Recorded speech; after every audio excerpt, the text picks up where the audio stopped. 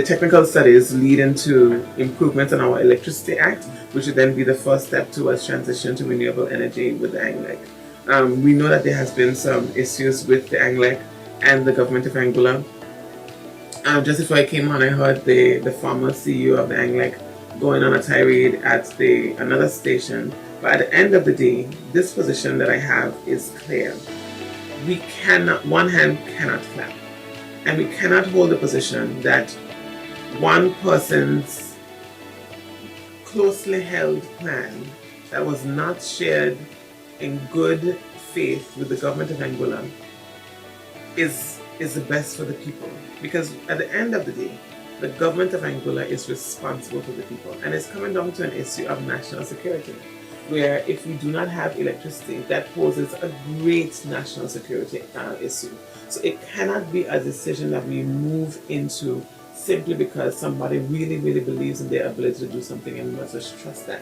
We must be able to stress test our ideas and be forthcoming, and also have room for those ideas to be improved on. And I have said over and under that I'm not committed to any single plan, but I am committed to a plan that looks as though it can stand the test of time. And I have to be able to interrogate that plan, to interact with that plan, to come back to the people and say with confidence, I believe in what I have seen, what I have heard, and people who are more qualified than I am have ran the numbers, have compared it to the best practices internationally, and have assured me that this is very likely to be successful, because we can never have 100%. And I am not aiming for perfection. I am not so focused on getting perfection that I will be standing still. But at the end of the day, I have a responsibility to the people of Angola, and I hold that responsibility there. And so the anecdotal ideas about where we could have been if we did this specific plan, and what we could have done if we did this specific plan, matters not to me. It is what plan in black and white sits before me and stands as the best plan for the people of Angola. And that is the only thing I am willing to respond to.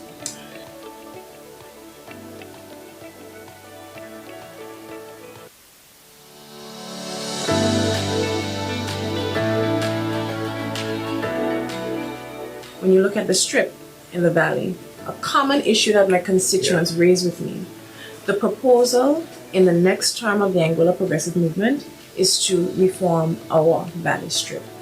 And this is to ensure that the plans that would have laid in wait, and we will admit, there would have been plans drafted for the redevelopment of the valley strip way before we came into office.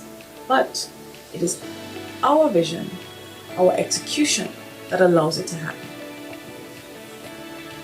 When you ask about the opportunities for young people, in terms of sports funding, these are matters which I am particularly passionate about. Things that I have allowed to ensure, that I have ensured would be increased. The 100% increase in sports funding, the oncoming sports facilities, which we have gotten into I'll give you an update on that, Keith, because you do ask me about that quite frequently. Yes, I do. And our proposal to redevelop a multi-purpose sporting facility to allow the students, the young people, to train in a facility that gives them the opportunity to develop and advance. That is what your representative is doing. If you ask about our opportunities and apprenticeships for young people, please note that this Angola Progressive Movement administration has secured funding over $190,000 to ensure that we have workshops, training initiatives, and apprenticeships for our at-risk young people. And of course, these at-risk young people come from every area in the country, but there are also some who come from District 4. And I have a vested interest in ensuring that they can see a pathway for themselves outside of the lives that they would have been exposed to prior. When you ask me about what have I done for the young children in District Number 4, it is also things like the introduction of financial literacy in our classrooms, especially at our primary school level, to ensure that our young people and the people of District 4 do not repeat the mistakes of old, where we had a banking sector where there were high non-performing loans because people did not have healthy relationships with their banking institutions. However, under this APM administration and under your candidate for District Number 4, We are fixing the age-old problems. When you ask me, what are we doing about social justice for the people of District 4? Know that in addition to the decriminalization of 10 grams of marijuana, which happened under this administration and through my leadership in association with the Drugs Advisory Council, we will also be pursuing a Rehabilitation of Young Offenders Act, which will allow the records of persons who would have been in possession of marijuana or non-violent offenses to be wiped from their records, to allow them to be able to pursue new lives with dignity and honor. That is what you can expect from your District 4 representative and from the Anguilla Progressive Movement.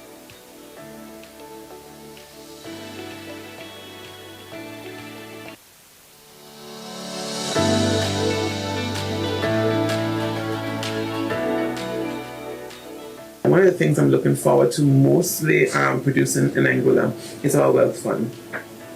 The single most important thing any country can do when it gets a surge of money is to insulate it, protect it, and reinvest it in our people.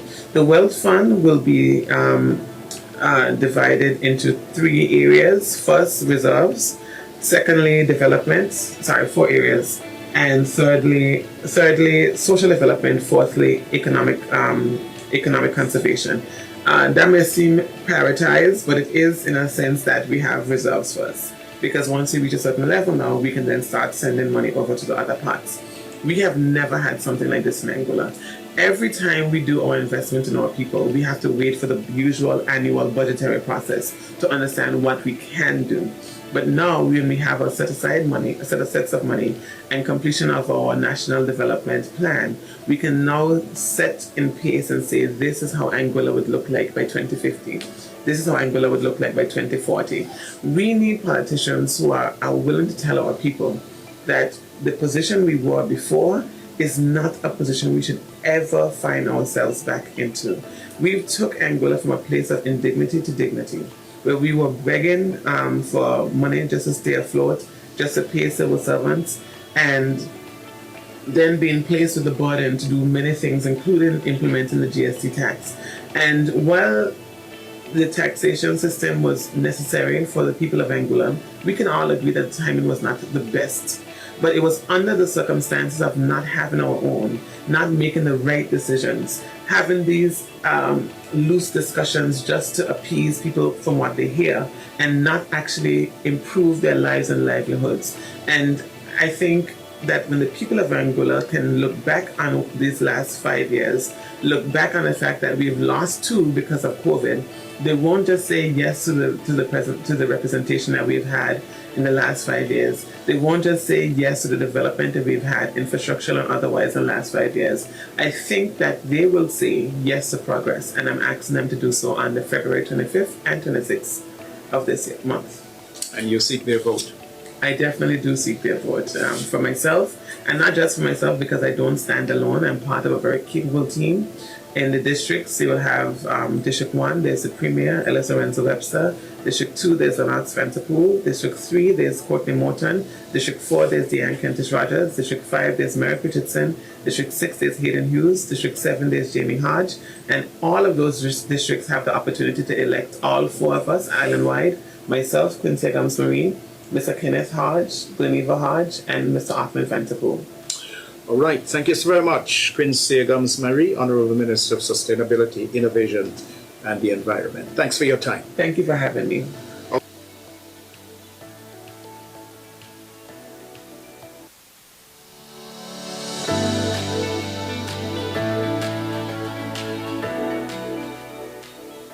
The people's money going back to the people.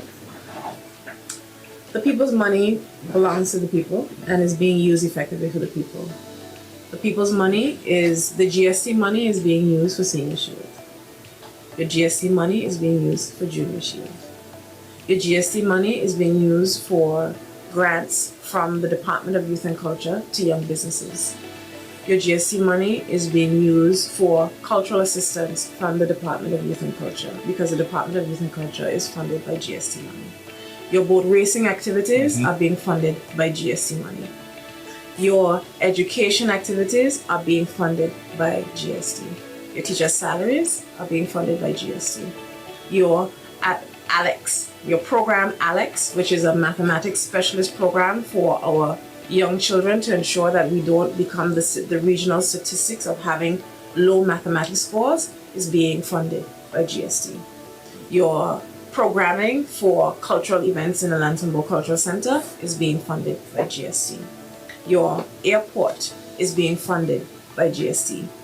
Your Blowing Point Ferry Terminal, the ancillary elements are being funded by GST.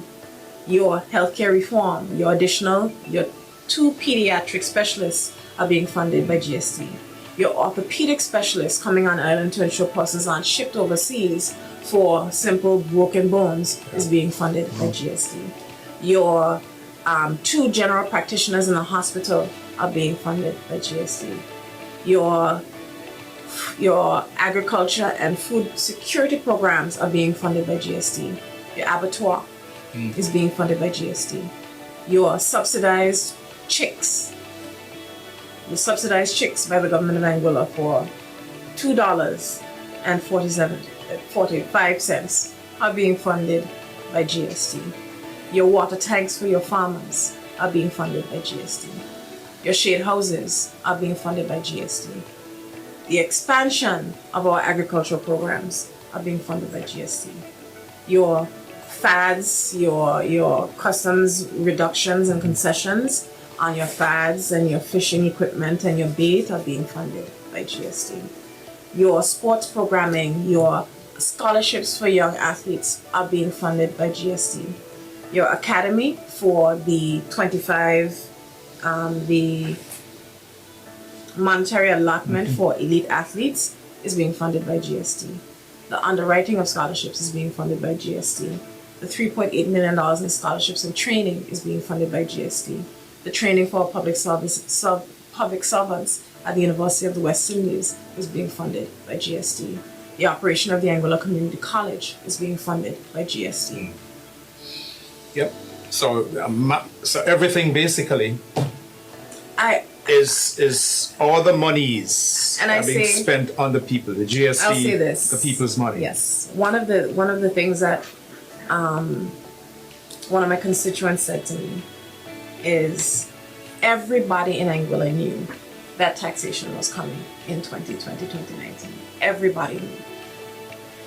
What people's primary issue has been with taxation over the years is that they have not seen anything for their money. So you take the people's taxes, but they don't see anything. They don't see anything for the money. In this case, your road networks are being funded by GST. You're talking about the fact that persons are calling me and are saying to me, oh, we need our road done. We need this. Road networks should not be a campaign tool. I'll say this again. Road networks should not be a campaign tool because they're a responsibility of the government of Angola. But because the government of Angola has never been in a fiscally responsible position, it has never been able to expend the money to ensure that road networks aren't a campaign tool. So you can pick and choose, because what happens effectively is that people say, well, just because I did this, you should vote for me.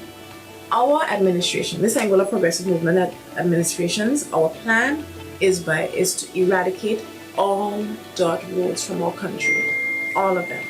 That is our pledge. And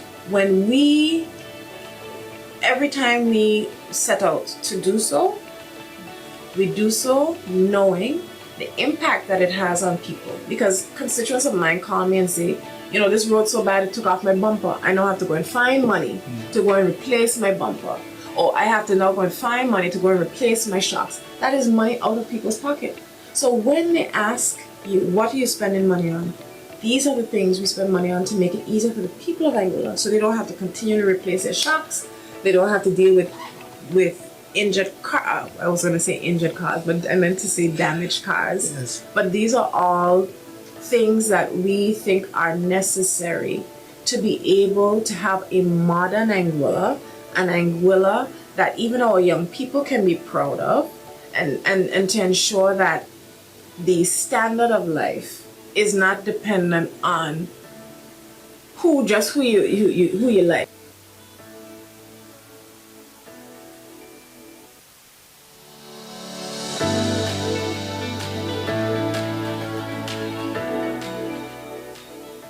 Your vision for Anguilla and its people beyond 2025. One of the things I did not touch on that comes under my ministry is the .ai.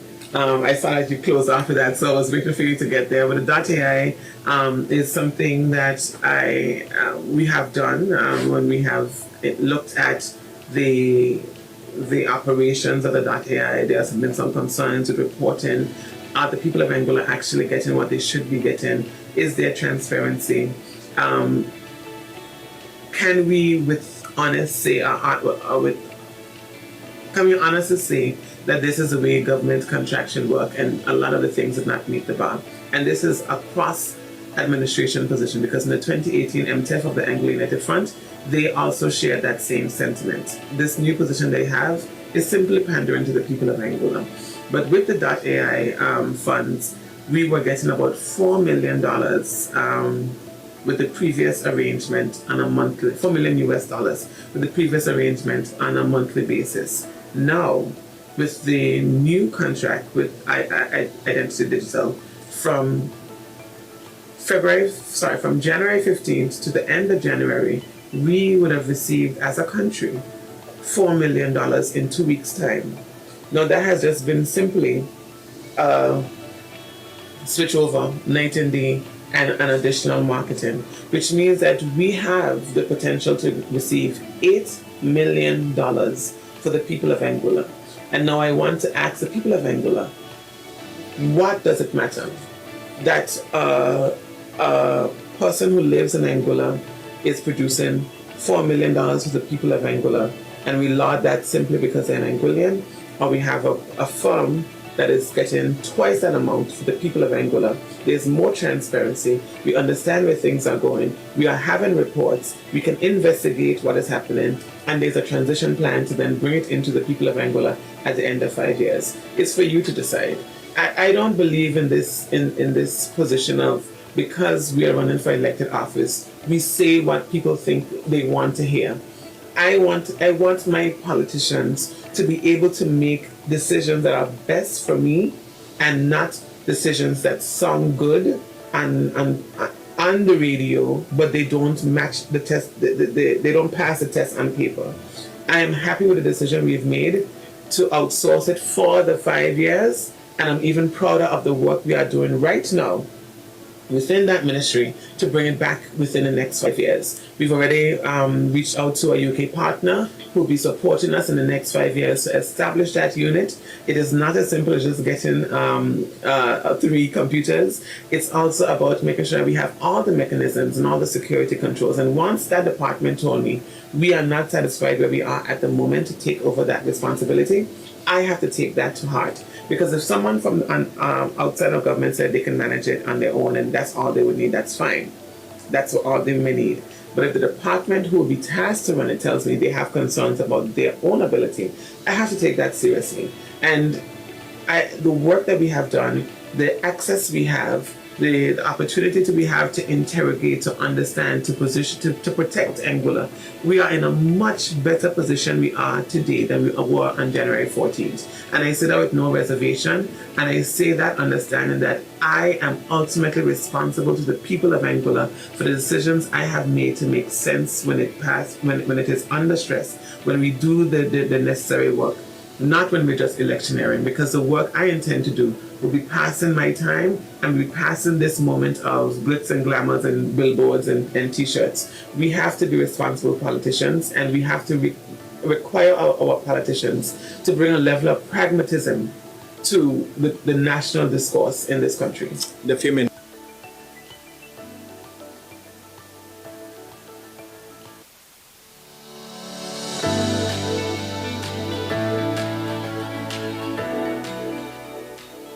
The people in constituency number 4 would have seen me in action over the past 4.5 years. And as my colleague says, they should judge me by my record. Over the past 4.5 years, even 5 years, I have been consistently present in the community, not only from the perspective of my ministerial duties and what I will do for the people of Anguilla and District 4, but I have continued our civic engagement and community cleanups in District Number 4, getting awarded in 2022 the most enhanced and improved village. We have cleaned up additional spaces. So we created one cleanup by the Ray Hill basketball court, and we've expanded and created a green space just north of that space. So we continue to expand. And that is part of the greater expansion project where in our community, the government of Anguilla would be supporting each district, including District 4, in the creation of additional green spaces and funding for those additional green spaces. And those, we already have found a partner to ensure that as soon as we get back into office, we can hit the ground running. So District 4, more is coming for your community engagement, your community cleanup, and your green spaces. I would like to say that in terms of the Ray Hill basketball court, we know that there was an issue. An issue, but I will say this, irrespective of whether or not I am given the privilege to use the basketball court, I will continue to clean the basketball court so that our children have the opportunity to play on the basketball court, because that is bigger than me. And even though I cleaned the basketball court 2 weeks ago and it is now being used for whatever purpose, the reason why I do what I do is for the community, because children still use that basketball court every day.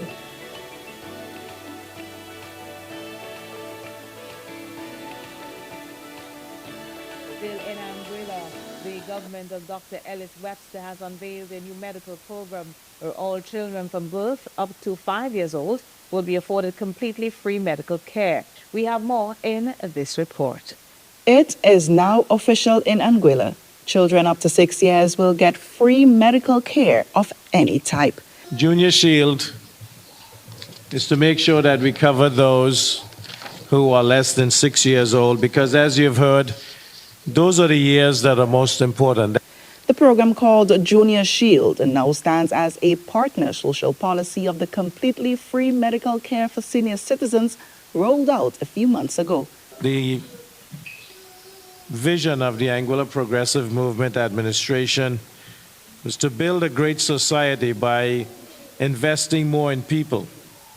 And this includes improving the quality of and access to health care.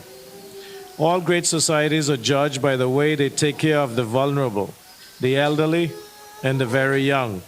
The free medical care program for children was officially launched in the Valley this week, attended by several parents with their children in arms. The first few medical cards for those already enrolled in the program were handed out at the event.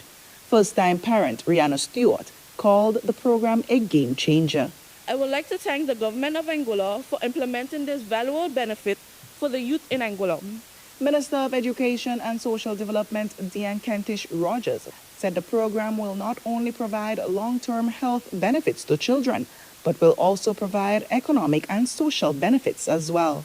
The World Health Organization estimates that every $1 spent in early childhood health care yields $7 in societal benefits, including healthcare savings and economic benefits.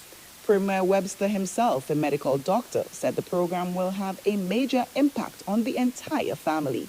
And it doesn't benefit only the children under 6 or those 70 and older. It benefits the families of those, the parents of those, because as someone said, you know, what you don't have to pay in healthcare, that is money in your pocket. At an election campaign launched a few days earlier, candidates touted the government's overall social programs, with Quincy Gums Marie taking the opposition to task for their general criticisms. She said many of these programs were hand-ups. We have been put in this position to do God's work and to do it in the name of His people. For Primetime Caribbean, I am Tahira Burke. The Anguilla government, in a landmark decision, has passed an act that will regularize the status of great-grandchildren of Anguillans. At a ceremony in the Valley Monday, a preacher who serves the Spanish community there hailed the development, declaring in his words, "Before we were seen as foreigners, but today we have been welcomed as children of the land." We have more in this report. I am pleased to announce that the Executive Council has approved a new policy granting great-grandchildren of Anguillians exemption from the work permit requirement. This landmark policy, spearheaded by the Ministry of Home Affairs, is aimed at strengthening family ties within the island, but also fostering a connection with the Anguillian diaspora by recognizing descendants of Anguillians worldwide. Tonight, hundreds of people in Anguilla, mainly Spanish-speaking residents, finally feel like they belong. Who fought with previous administrations to make this happen. Pero ustedes prestaron sus oídos But you gave us your ear e hicieron esta realidad. and made this happen. Gracias, gracias, gracias Thank you por ello. for this. Que Dios It was an emotional ceremony for scores of them who attended Monday's event. They looked on as Minister of Home Affairs officially signed a document that is effectively their new passport to greater opportunities and a better life. In the name of each and every one of them, and in my name, I thank you and everyone who made this possible. Thank you.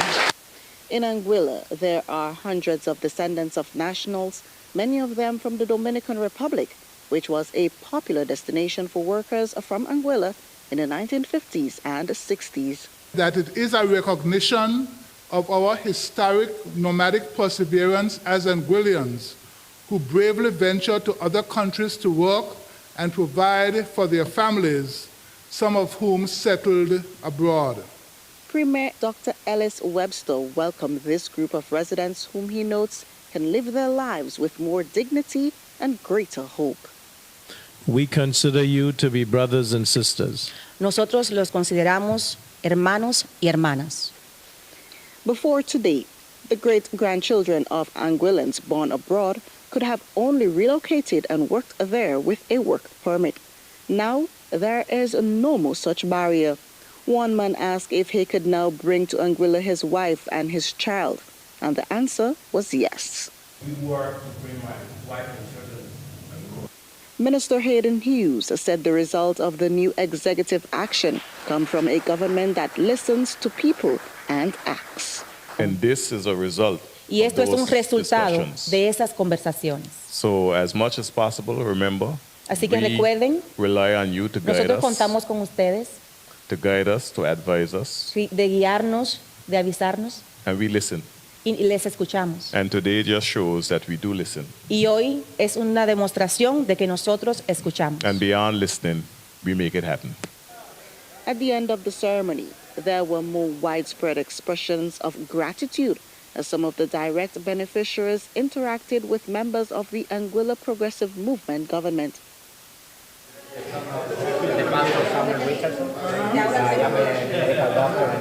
I am Tahira Burke at the news desk for the Carib Update News Service.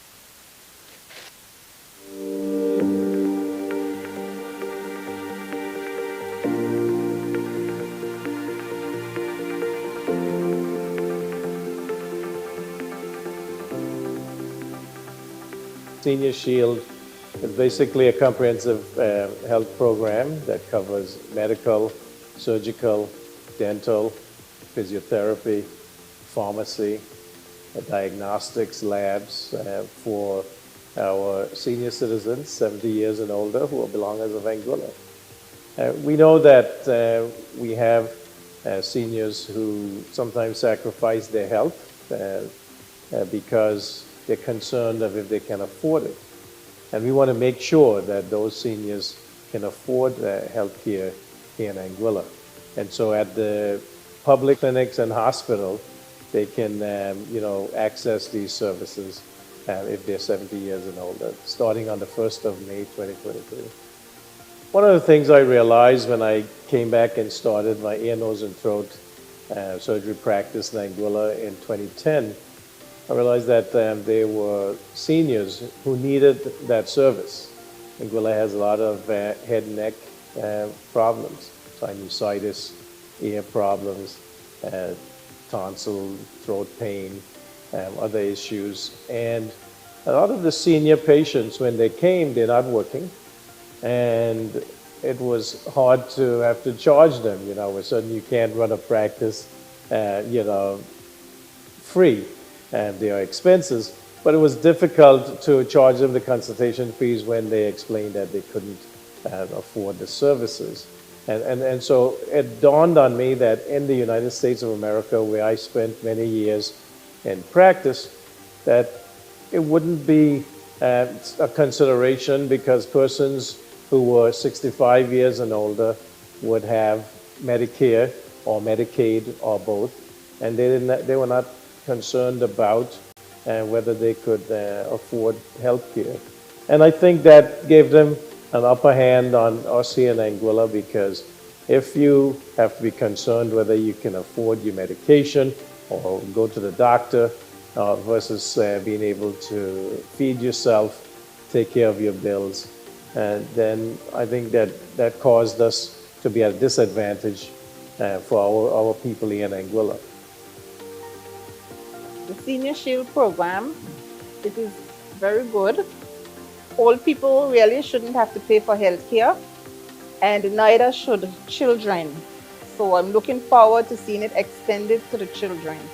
And at the same time, I'm wondering how sustainable this program will be. But right now, for the elderly, it's working fine. I appreciate the help the older people are getting. That's through the senior care program. One of the things I also realized is that these persons would have contributed significantly to Anguilla's progress. They were involved in the revolution of 1967 to 69. They would have been there for us as we were growing up, our generation, and whether they were teachers or they served in other capacities. And some of them our parents and grandparents. And that was a concern to me, that we should be able as a country to provide this service to our seniors. Senior Seal is good for like 70 years, and we two antiques. It's a very good idea. I hope it be around for a very, very long time. I went to the doctor, I had to pay nothing. My physical test is nothing. All I had to do is show my car, BRAM, and that was action. Senior Shield is not working for me at the moment right now, but it may be good for somebody else. The hospital might not have all my medicine and what's not, but I hope by some time they would have the medicine what the French pharmacy got. Those 70 years and older would be able to, go to the doctor, go to the hospital, and go to the clinics if they need help, be able to afford their medications, do their labs, and their diagnostics such as x-rays, CT scans, and now that we have an MRI scanner, that they'll be able to access that service. Very important, because I've had persons come up to me and said that their labs are costing them $800, $1,000 to do.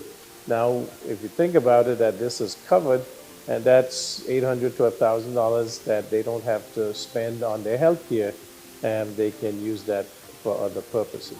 I am Brenda from Brenda's Tender Loving Care, nursing home for seniors and juveniles.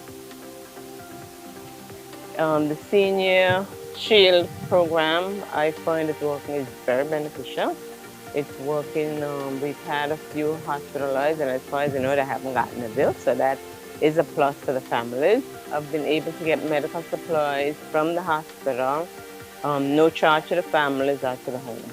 So yes, it is working. What I see is that as persons can access the healthcare system much easier, and then that should improve their healthcare. They can afford the medications, and they can afford the diagnostic services. And also now, I think it helps their family members and their children or grandchildren who were actually paying for these services for them before.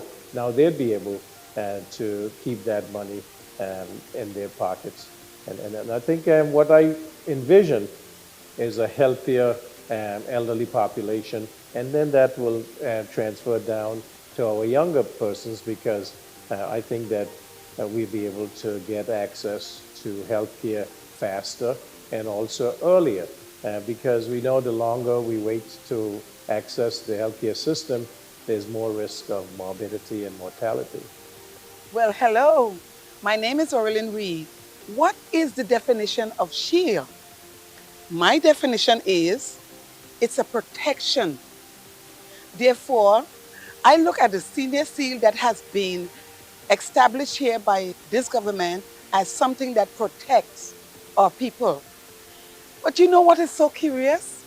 It protects the elderly, but it protects me also. I've been paying for medications for my mom, x-rays, all those things, and the money just keep piling up. But right now, with Senior Shield, zero. That money I can take and do something else. So Senior Shield, I am 58. I soon will be 70, and I will benefit from Senior Shield. You can too.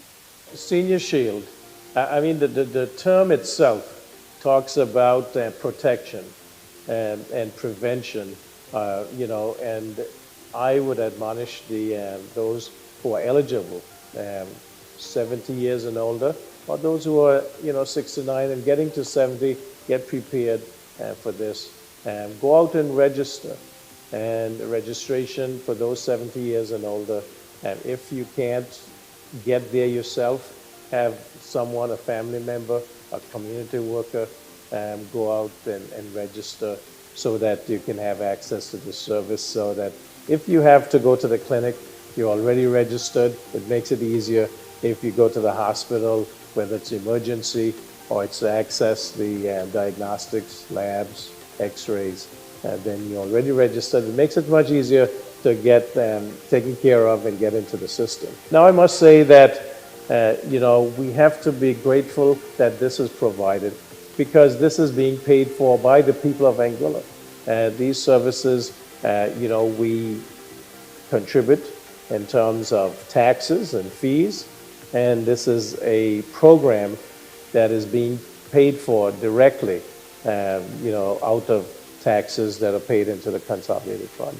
So, access this service which is being provided for you by the government and people of Anguilla.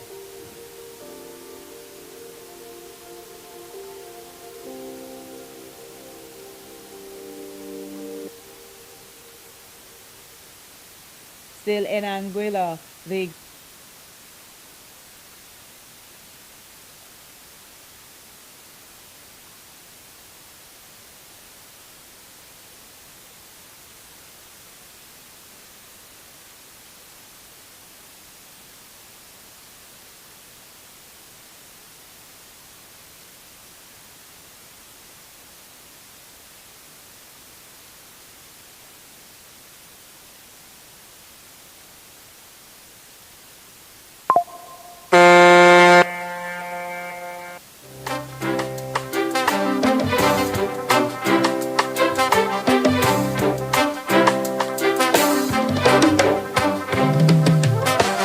I was born strong.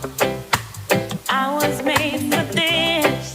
See, I met so many hard times when I thought I couldn't make it. See, I've had my trials when my pillows dried my eyes.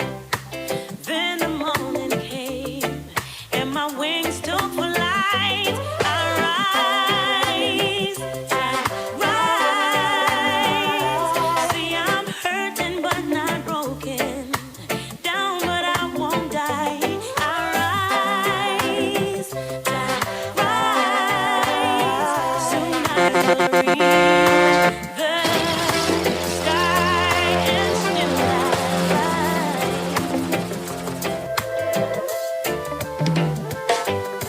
Some say it's a mystery how I still believe that in spite of all I've been through, I could still push the wheel. See, I have a power they can't see with their eyes. It's a little thing called faith that makes broken wings fly. I rise, though I'm hurt.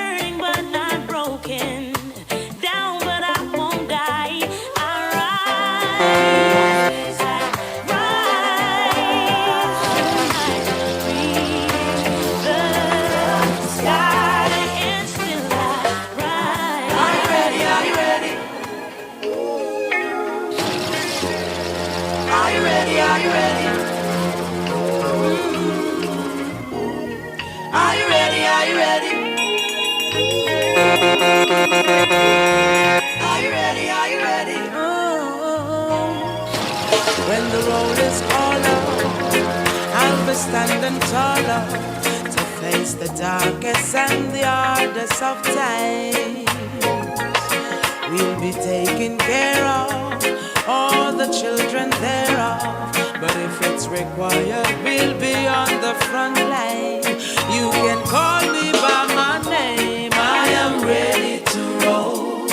Once the rules remain the same, how the story's been told.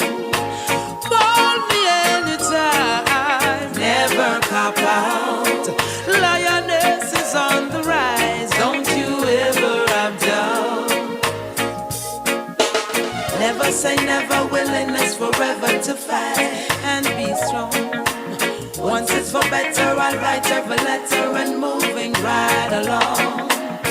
And I'll roll with the punches, accept changes, work with the formula, do what I have to do, and call me by my name. I am ready to roll. Once the rules remain the same, how the story's been told. Call me anytime, never cop out. Lioness is on the rise, don't you ever have doubt. I said your eyes never lie. I should have arranged another place and time. I didn't mean to make you cry. Girl, I know you ain't no plaything. Now the rain was falling, my umbrella broken, and that is how the story began. Your eyes were speaking, my heart was yearning to explore what I was feeling inside.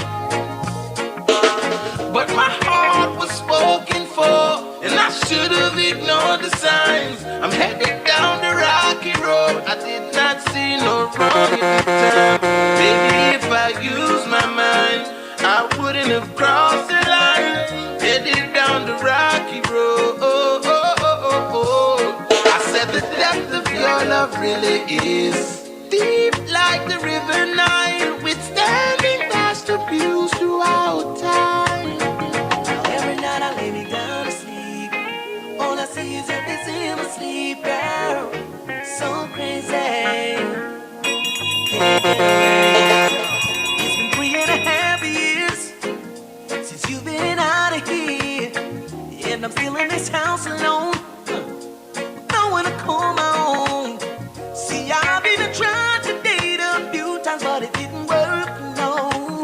It doesn't matter who's in front of me, I still feel that hurt from when you said bye-bye. It's like a part of me is gone, and I don't really care about the rest of when you said bye-bye. And no matter what woman I try to see, I never give her all of when you said bye-bye. I know something's wrong, something's wrong, something's wrong. Do let me say good evening to District number 7. We are ready to start.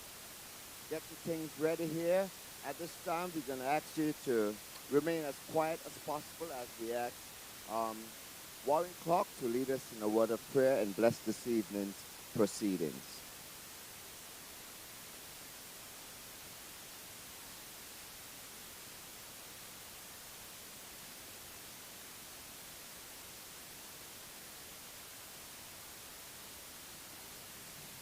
Good evening, Anguilla and District 7. Let us pray. Almighty God and Father, we come before your throne this evening. Without you, we are nothing. Father, we put this meeting in your hand. You are our source. You are our strength. You are our everything from day to day and from year to year. God, we look to you. You're the one that is going before us. We have faith and confidence in you, O God, because we know you are able to do exceedingly, abundantly, all that we could think or imagine. So tonight, God, we put Anguilla before you. We put this district before you. We put the candidates before you, God. And Father, we pray that your will indeed will be done. And so we ask that you would bless this meeting tonight, Lord, in no other name but the name of Jesus Christ. Amen and amen. At this time, we will stand for the national anthem, the national song, and that's going to be presented to us by our brother Gushwin Lake.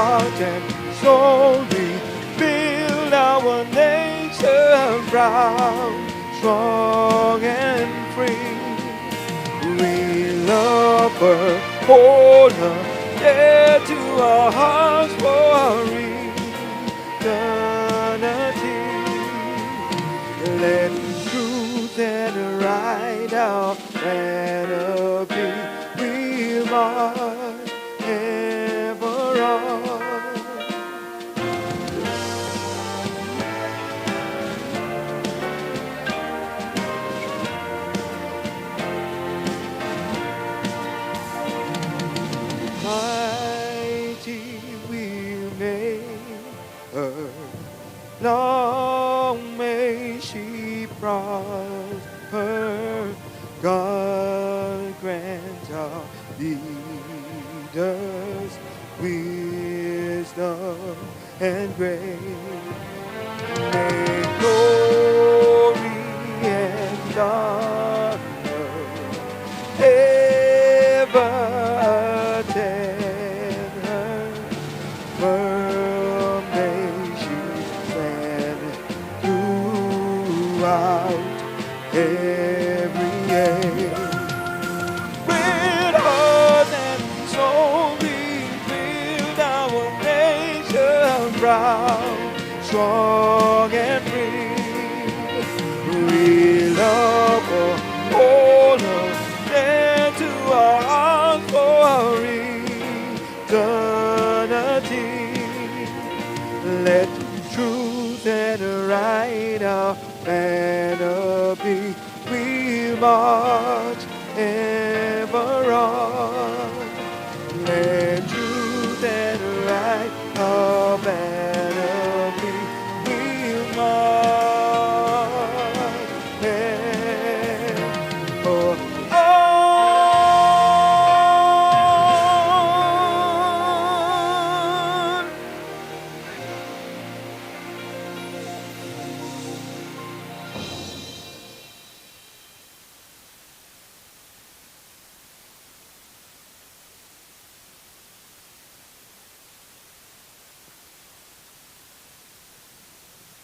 Do let me welcome those of you who are here this evening and those who are listening by the media, the web, wherever you are. We welcome you to District 6. Always remember, the fence is for human beings, and outside the fence is for the vehicles. So don't leave the fence, let you out from coming inside and making some noise on the boats. So District 7, we want to welcome you tonight. Anguilla, we also welcome you to our meeting. We give God thanks for this day and what He has been doing for us as the APM team. I just said District 7. So at this time, I want you to make some noise as Warren Clark is going to come back and he's going to address us one more time, not prayer, but I guess he's got a message for us. So let's make some noise for Warren Clark.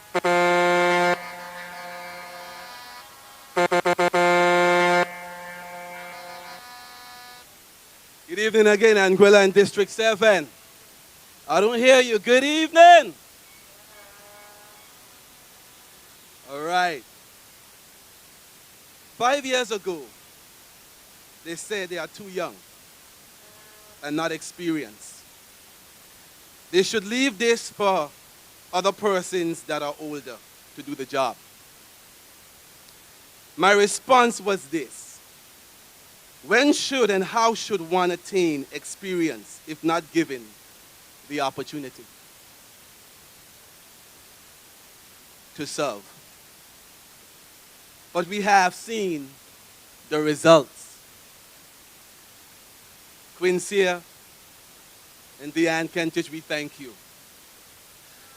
Across our communities, from West End to Island Harbor, we have talented, gifted, smart, and educated young men and women that have the potential and capability to be great leaders for leadership. The late Whitney Houston said this: I believe the children are the future. Teach them well and let them lead the way. Tonight, Long Bay, The Cove, Mees Bay, and West End, this young man, Jamie Darren Hodge, stands before us. He stands because he believes he can make a difference. Being a son, a brother, and now a father who grew up in this district, he is connected. He knows the struggle and he understands. He sees that there is much that can be done. And this is why he believes he can make a big difference in West End, which I call the capital to a next level. Not because he's my god brother, but I believe he has the potential and capacity to contribute much in District 7.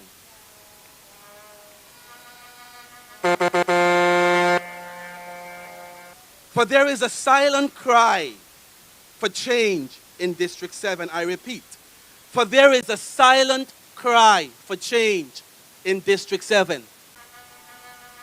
I want to say it one more time. For there is a silent cry for change in District 7. There is more, much more that can be done. It is said that young leaders often bring fresh perspectives to the table, challenging conventional approaches and fostering innovation. Their insight into new technologies, trends, consumer behavior, when shared, can be invaluable in steering a company towards future success. Tonight, District 7, tonight, Anguilla. When I look at Geneva Hodge and Jamie Hodge, that's what I see. The time is now. Good night, Anguilla. Good night, District 7.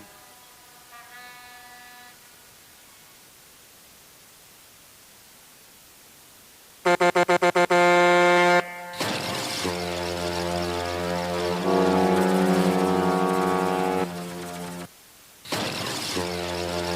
on, District 7, make some noise! 5 votes! 5 votes! 1 to to 7? All 11. Come on. I want you to make some more noise, District 7, Anguilla. For our next speaker, he is no stranger to these platforms. Help me welcome our next at-large candidate, Otlin Bellaboo.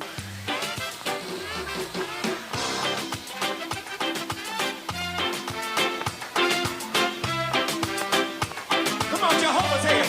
Jehovah, you. Say it. I trust in you. In you. Say it, y'all. Oh, Lord. Jehovah, I trust. Say it. I trust. Show me how to do it, y'all. In you. I believe. Say it, say it. I believe you.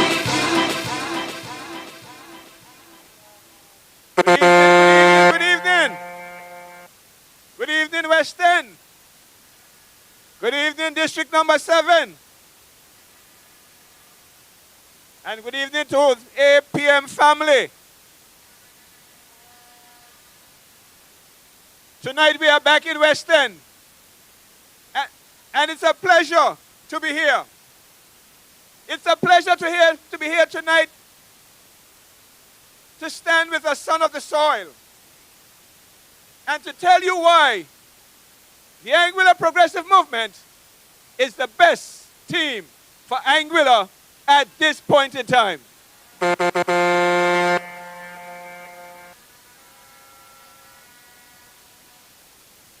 District number 7, this is your night. This is your time. This for you and for Anguilla is a defining moment. You are about to elect a representative, one that I'm sure that you will be very proud of. Ladies and gentlemen, Jamie Hodge is your best option to represent you, the people of District number 7, in this upcoming general election. As you know, but I will remind you, Jamie is young. He's a hard-working individual. He's smart. He's a businessman, a fisherman, a real community man, and he is a labor of love. And I am sure that when you elect Jamie, you will not regret it, because he will work on behalf of you, the people of District number 7.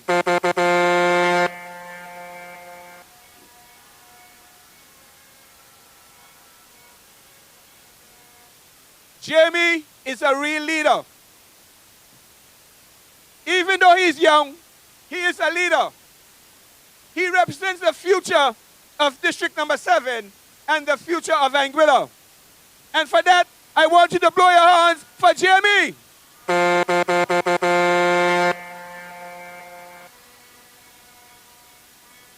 As a young man and as a young leader, I think that Jamie has made the best choice when he decided to be a part of this hard-working team led by the capable leader, Dr. Ellis Lorenzo Webster.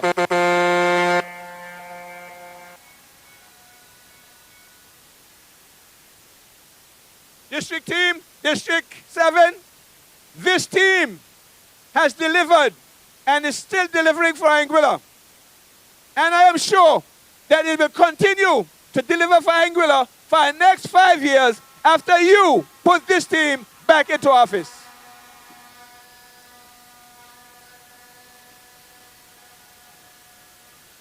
And for all the work that this team has done, I'm asking you to join with me and say yes to progress and send them back to office for 5 more years.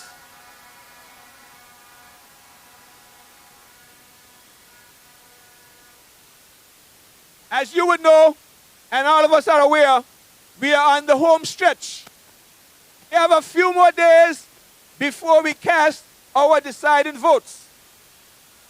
So before I leave, let me remind you again, because sometimes we tend to forget about some of the things that this government has done for you, the people of District Number 7, and for Anguilla in general.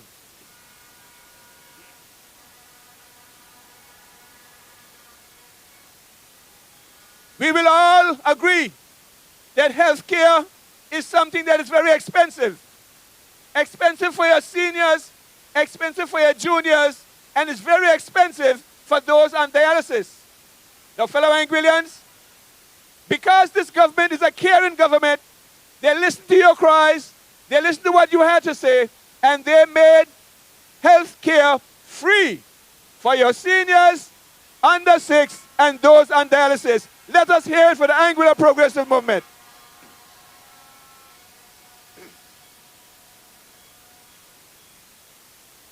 I'm hearing them saying that they have done nothing for the people. But I'm wondering, who are the beneficiaries? Aren't they the people? And let us move on. Again, they realize that you were having problems paying your property tax. Before you lose your house and all your property, this government decided, you know what? The people deserve to have some relief. So what they did, they took away the property tax so you don't have to pay on your homes.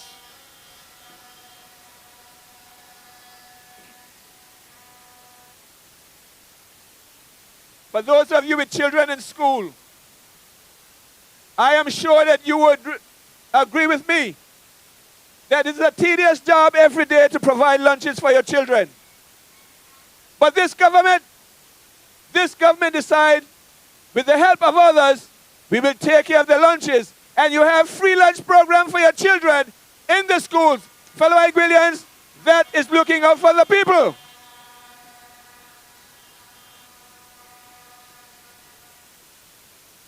They say that this government is leaving the people behind. But let me tell you, for years, our people toil in the hotels and other areas for $2 and $3 per hour. Today I can tell you that this government has put in place a minimum wage of $6 per hour for the people of Anguilla.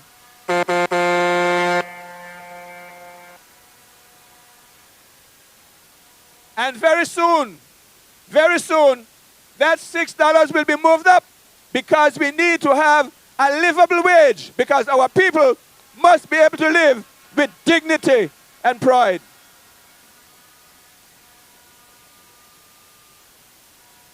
District number 7, we have heard for years about a marina project in Anguilla.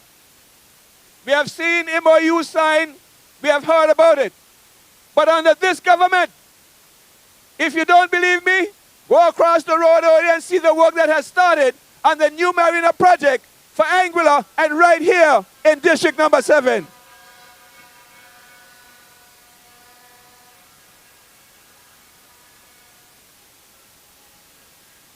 And one of the things that I'm proud about, because I was overseas on weekend, and when I hear individuals talking so proudly and boastfully about our new ferry terminal, I felt proud as an Anguillian because that ferry terminal was built under this government for you, the people of Anguilla.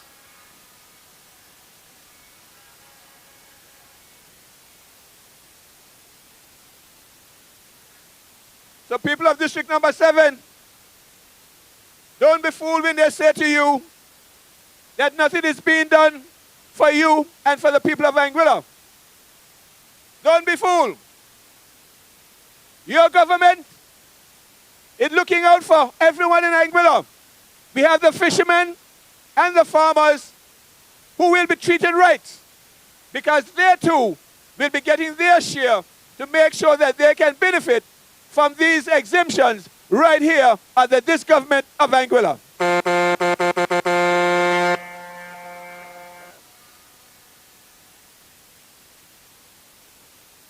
And fellow Anguillians, people of District number 7, as I said before, this team is working for you. They are working for you. The others will give you a promise, but this APM team will continue to deliver on behalf of you, the people of Anguilla. I urge you to vote when you go to the polls. Vote to protect your gains. Protect what you have. The others are going to promise you, but you have your gains. Protect your gains with your vote.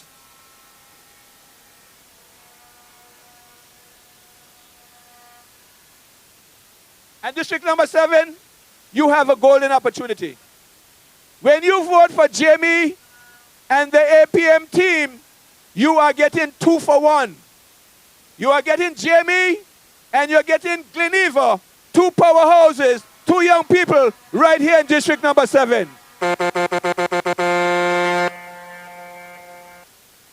But I must say to you, if you want Jamie, then you need to vote for all 5 on the slate. If you want 1, you must vote for all of us.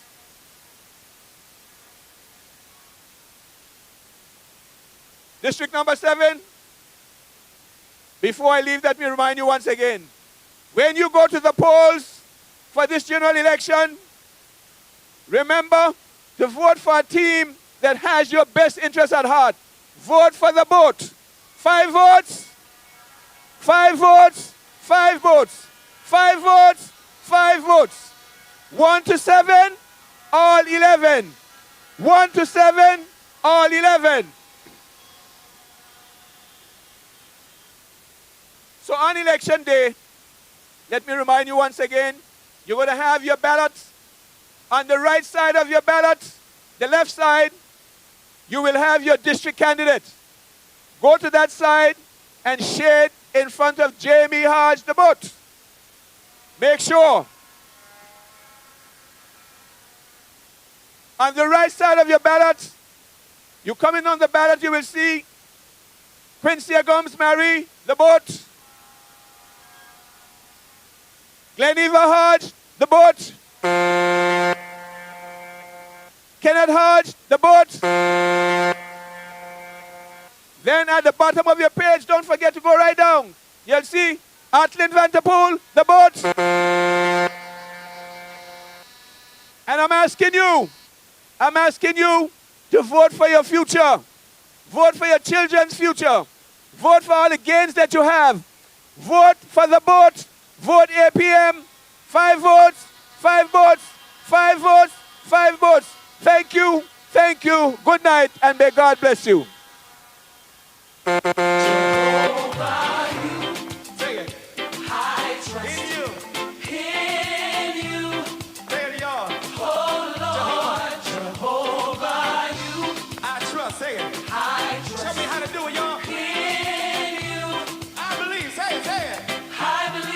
District 7, make some noise.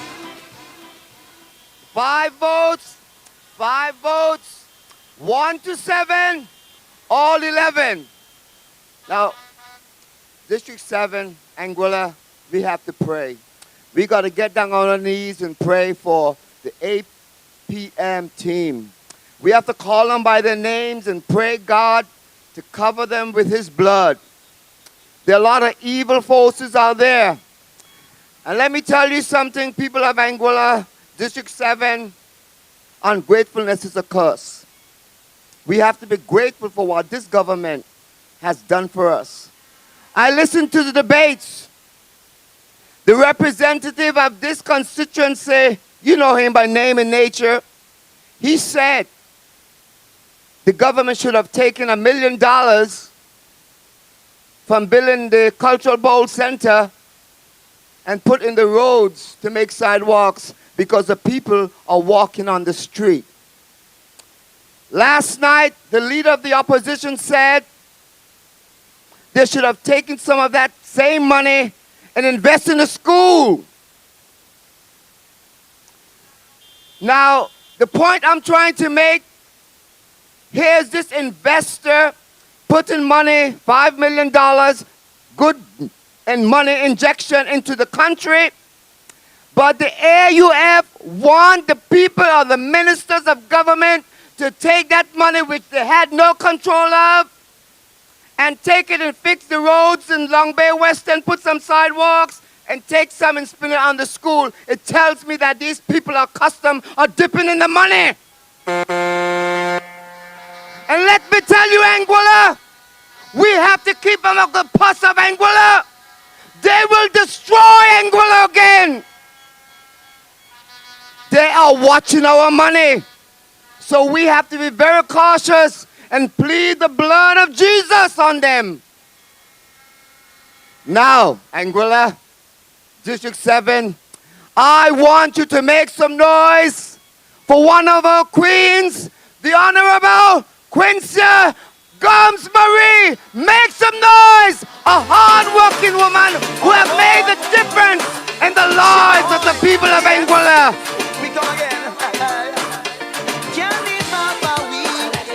It's a must for me. Wakes me up my slumber. Makes me do a number. It's week time again.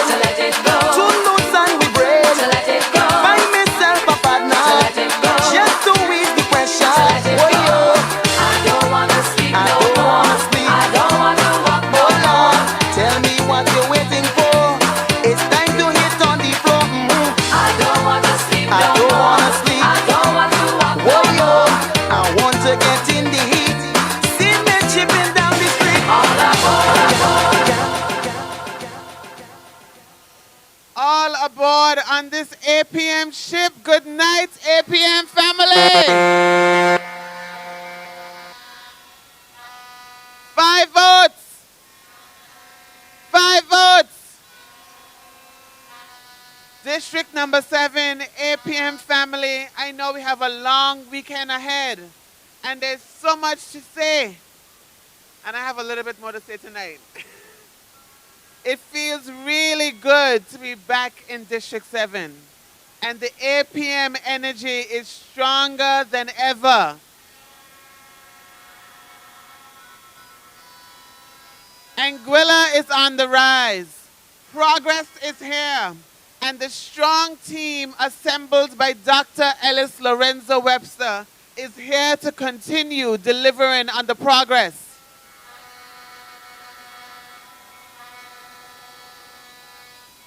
So on February 26th, 25th, and 26th, District number 7, you have a job to send a message to the rest of the island that you will elect Jamie Hodge as your next representative.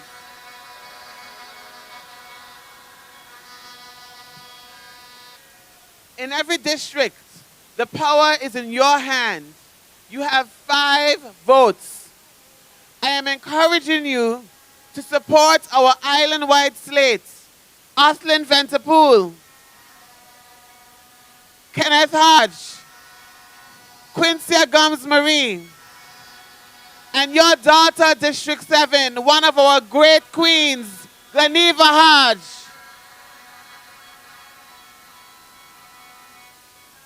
Tonight we stand together as sons and daughters of this land, bound by the struggles of our past and the promises of our future. From Island Harbor to West End, from fishing boats to farmlands, from classrooms to construction sites, we are one people, one nation, and we all deserve more progress.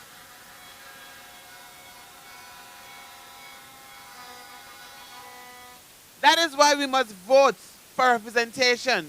We must vote for hope. We must vote for our futures and the future for those to come.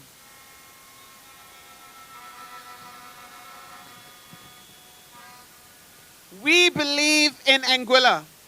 We recognize that there is incredible potential in this beautiful island, and all Anguilla needs to thrive is leaders who are not afraid of the hard work.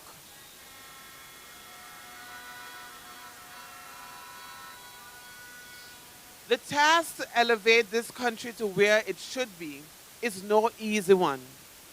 It requires flexibility and a comprehensive look at our reality. But most importantly, the task at hand requires the best of all of us.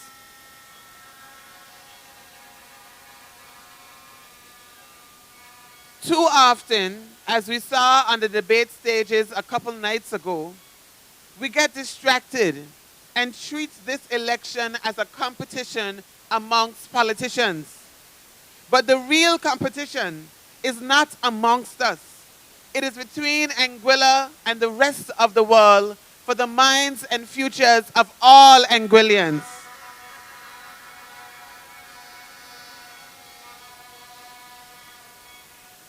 We cannot ask our people to think big while our politics and our policies show that we are not thinking at all.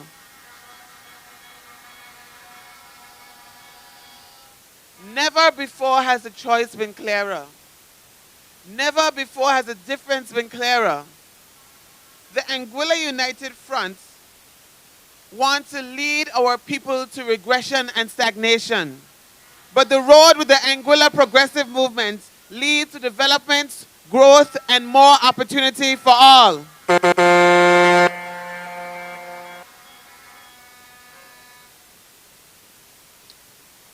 And it's something that I always say. If you go back to my 2020 speeches, I say it all the time. If you cannot stand on your record, then you will sink to divisive rhetoric to hide your shame.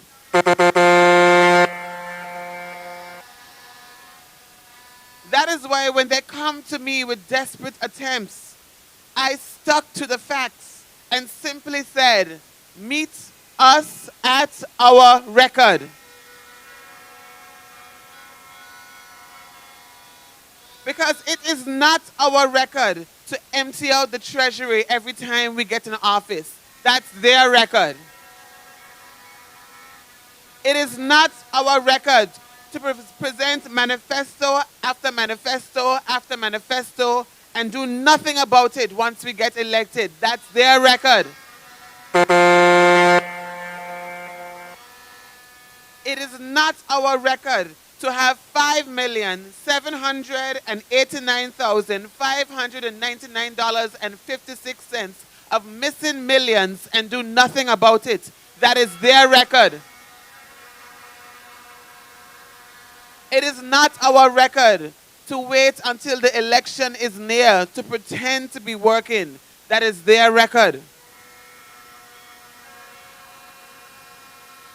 The record of the Anguilla Progressive Movement is one of development, progress, and stability.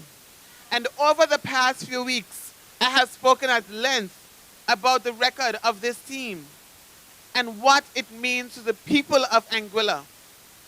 Over 1,200 Anguillian senior citizens benefiting from Senior Shield. That is our record. Over 1,000 Anguillian children benefiting from Junior Shield. That is our record.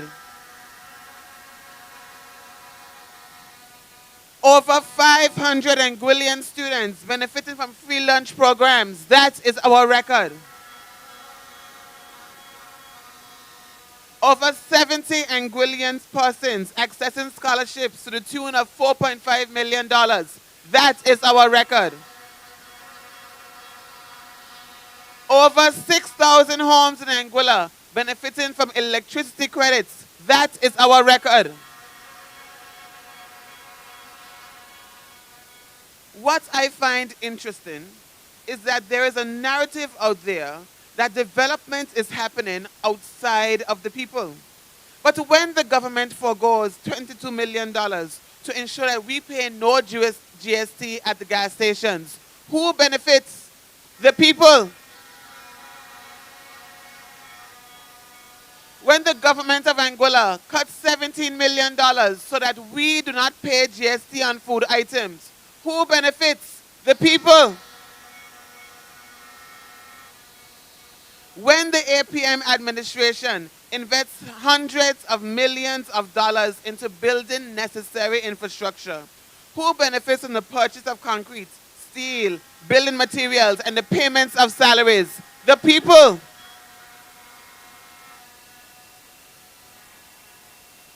Anguilla, nothing about the Anguilla United Front has changed. Absolutely nothing.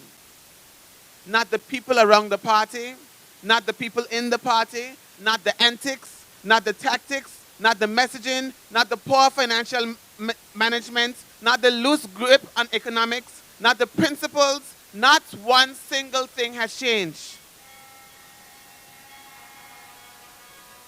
So how can we trust them a fourth time around? After 3 failed attempts at leading, how can we trust them a fourth time around? A lady called me yesterday and she asked, are you going to take their cheap shots personally and get down in the mud with them? Or are you going to stick to the work and continue to represent our people? And Anguilla, as long as I stand here, I can promise you this, that Quincy Gums Marie will always be all about the work.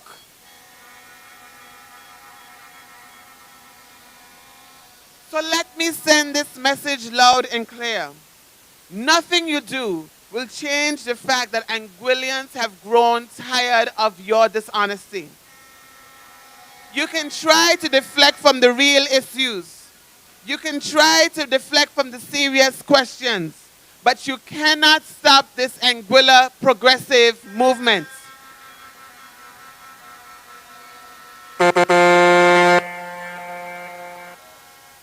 We have always understood that it will not be easy.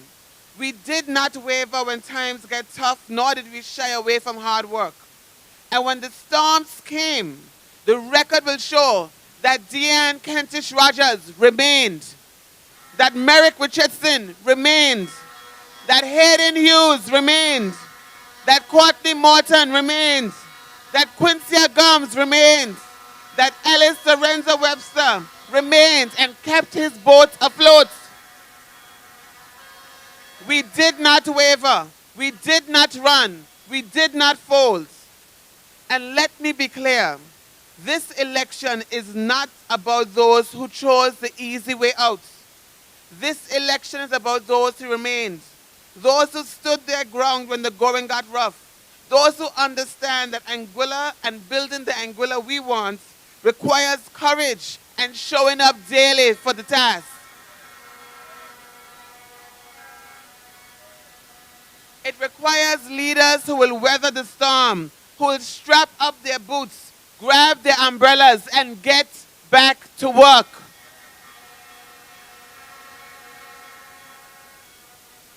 So tonight, and on February 25th and 26th, let us honor not just the dreamers of the past, but the doers of the present.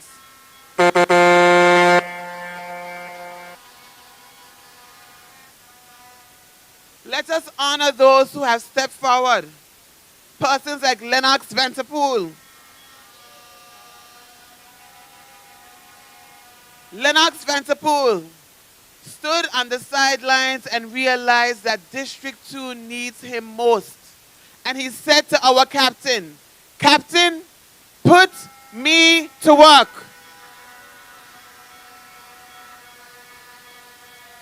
Gleneva Hodge understood the task at hand and said to our captain, "Captain, put me to work."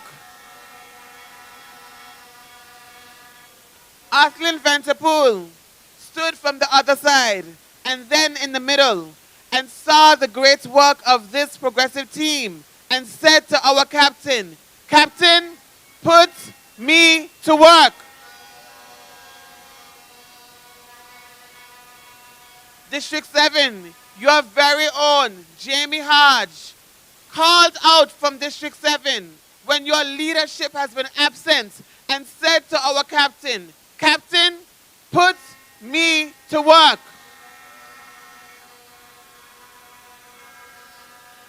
So tonight, let us honor those who stood ready for the task. Let us honor Jamie Hodge for the work that he has done and the work that he will do with this progressive team. On February 25th and 26th, when you stand in the election booth, you will choose 5 votes with your 5 votes. You will say yes to progress. 1 to 7. 1 to 7. 5 votes. 5 votes. Thank you, District 7, and good night. Me body ready when me start to jam. Rub the boat and slam. All about me sweating. All about me petting. Why yo? I don't wanna sleep. I don't wanna sleep. I don't wanna walk. Why yo? Tell me what you're waiting for. It's time to hit or eat up. I don't wanna sleep. I don't wanna sleep. I don't wanna walk. Why yo? I want to get in the heat. See me chipping down the street.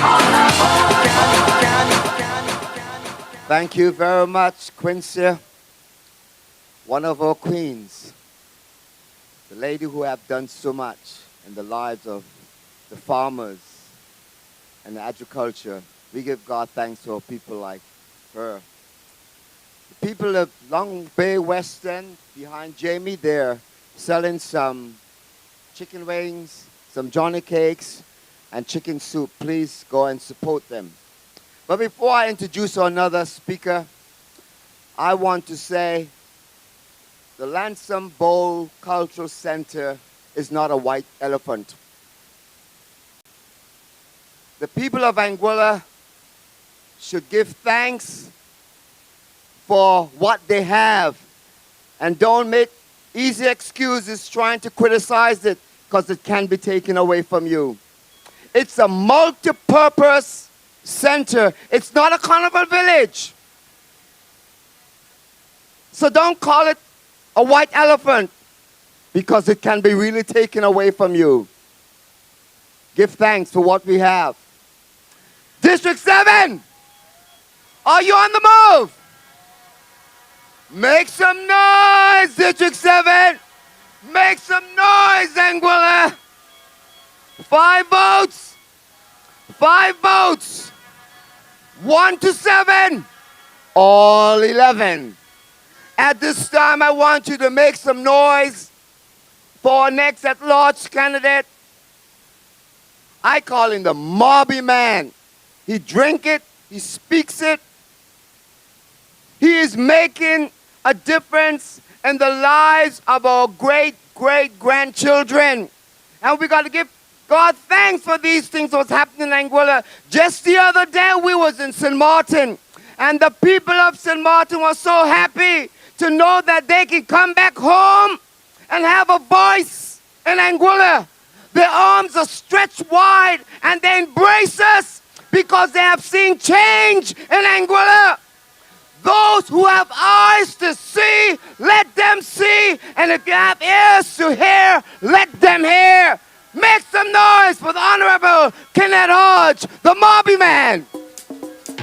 When you're voting.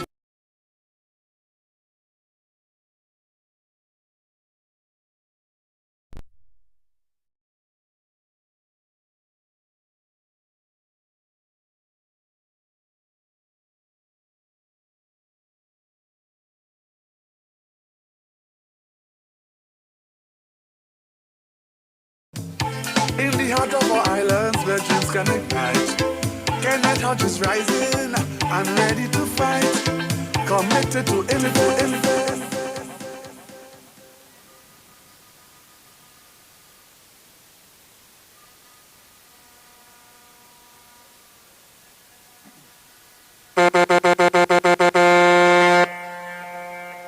Good night, residents of District 7, and those of you who are present on the social media platforms.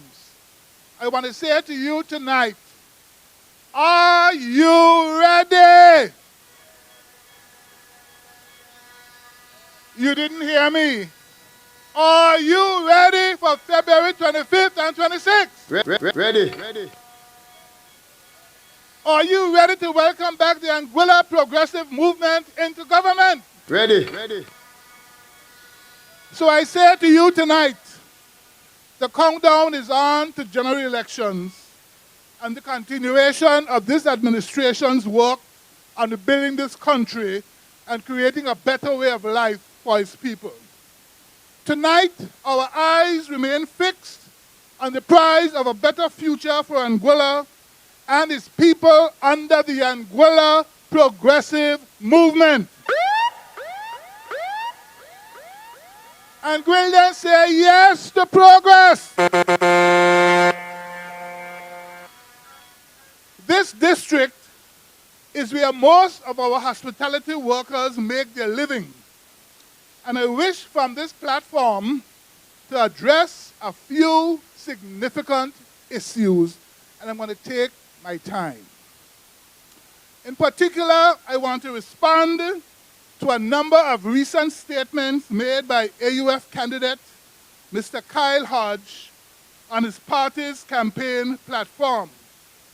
And I want to cue in on a particular segment when he said, and I quote, "I say to hotel workers, your future is safer with the Anguilla United Front. I say to hotel workers, we will defend your rights. We will pursue that pension plan for you," end of quote.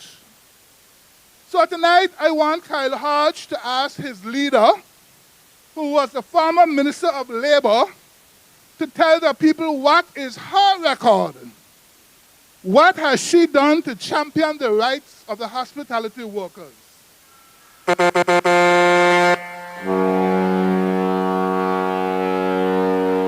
I want Kyle Hodge to ask the former Minister of Labor, what did she do when workers in Anguilla were making $2, $3, and $4 an hour?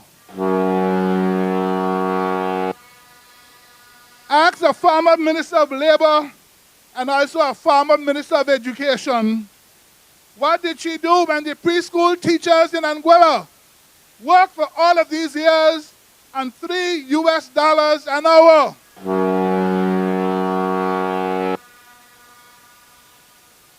Ask the former Minister of Labor, what did she do when the hospitality workers were going home with their last paycheck in hand?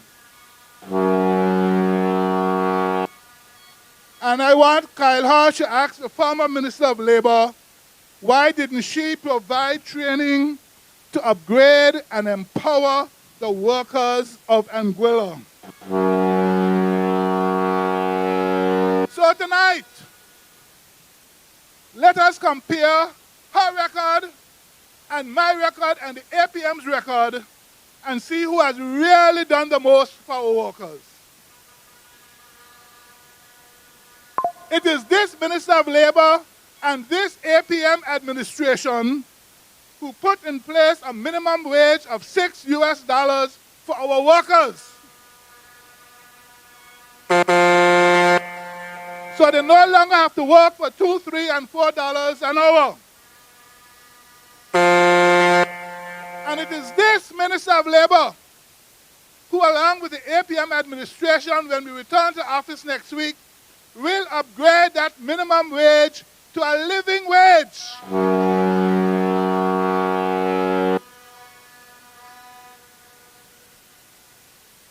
It is this Minister of Labor and this APM administration who ensure that all preschool teachers now make $6 an hour. No longer do they have to work for $3 an hour. Those very same preschool teachers play a critical role in laying the foundation for our children's future learning and development. I say it's a shame. And it is this Minister of Labor and this APM administration who are creating a framework to ensure the training of our workers in the private sector. Say yes to progress.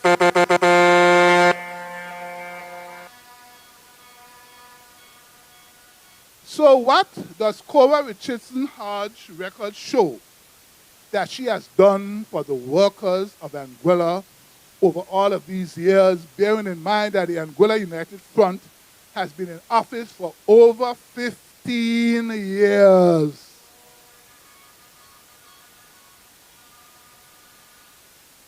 I want Kyle Hodge to ask his party leader, the former Minister of Labor, where did the $2 million raised from her 10% tax on work permits between 2015 and onwards, where did that money go? Was it used for the upliftment of Anguilla's workers? So Kyle Hodge, tell us tonight, the people of Anguilla, who is really looking out for the workers of Anguilla? Who is putting the workers first? Is it really the Anguilla United Front or the Anguilla Progressive Movement?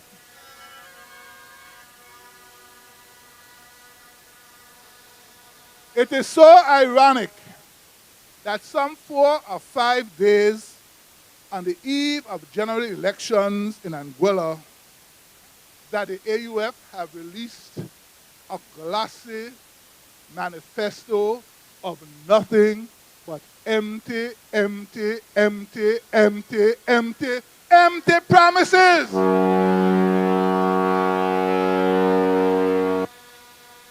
So I ask Kyle Hodge tonight, is it only on the eve of general elections that your party has finally recognized that we have to look out for the rights of workers in Anguilla? Hospitality workers, I say to you tonight, was it ever about you, or was it always about them?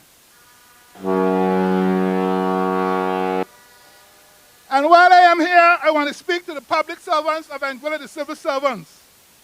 Did they really care about you in 2008 and 2009 when the AUF administration implemented a Public Service Salaries Reduction Act to cut salaries and allowances for public servants? I know the AUF is going to be quick to say that these cuts were made in response to the economic crisis in Anguilla, which was exacerbated by the global economic downturn. But I say to you this evening, those cuts to a large degree came about because of poor fiscal management of this economy.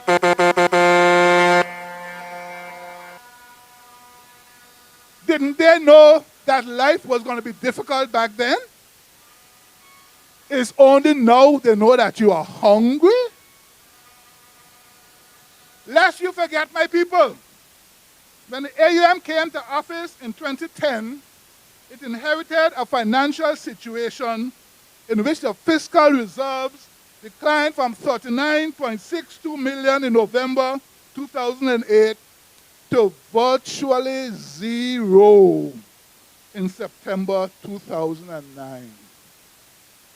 By the end of 2009, the overall deficit was approximately $80.42 million, which included some $14.25 million in unpaid invoices. And I say to you tonight, the very same thing happened in 2020 when our APM government came to office and met a virtually bankrupt country. 1 day of reserves, $500,000. A deficit of $97.1 million. Ballooning debt of $494 million. Unpaid bills of $23 million. And negative growth rate of 29%.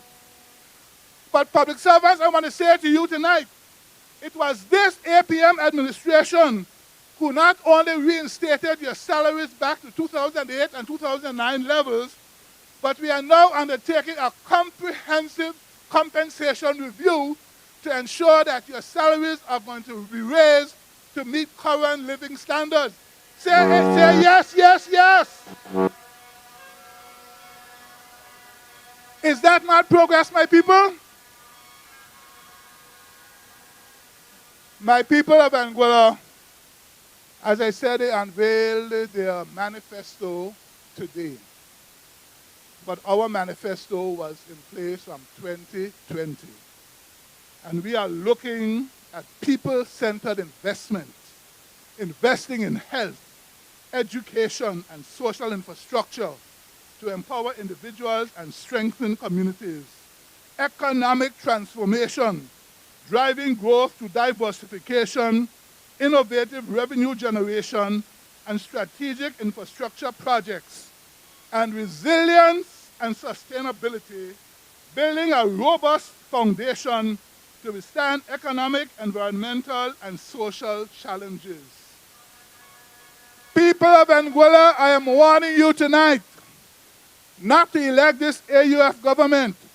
All they seem focused on is that $200 million reserves.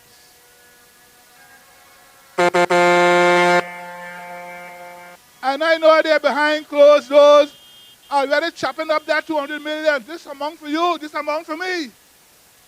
In no time flat, my people, that money is going to go. So that is why on election day I say to you to vote for the team that will empower you and look out for your interests. When you enter that booth, share the 5 circles by the boats. When you do that, you are voting for progress.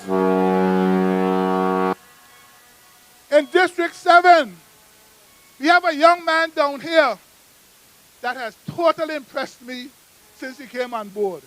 He's energetic, he's a go-getter, he takes no for an answer, and I think this young man is going to do well. He's going to bring brand new energy to District 7, and as I said last night, he can finally retire the geriatric that he can go by tipsies and have a few drinks. So I say to you, vote for Quincy Gomes Marie. She has done so much for agriculture and natural resources and climate change. Vote for Atlan Van der Poel. He comes with a wide range of expertise in agriculture. Vote for Gleneva Hodge. You're getting 2 for 1 in District 7, my people. Gleneva is a bundle of fire. And of course, I ask you to vote for yours truly. So come on board and say yes to progress. Vote the boat. Vote APM, my people. Vote 1 to 7, all 11. You didn't hear me. I say vote 1 to 7, all 11. Let us sail on, my people. May God bless you, and may God continue to bless. Anguilla, thank you, and good night.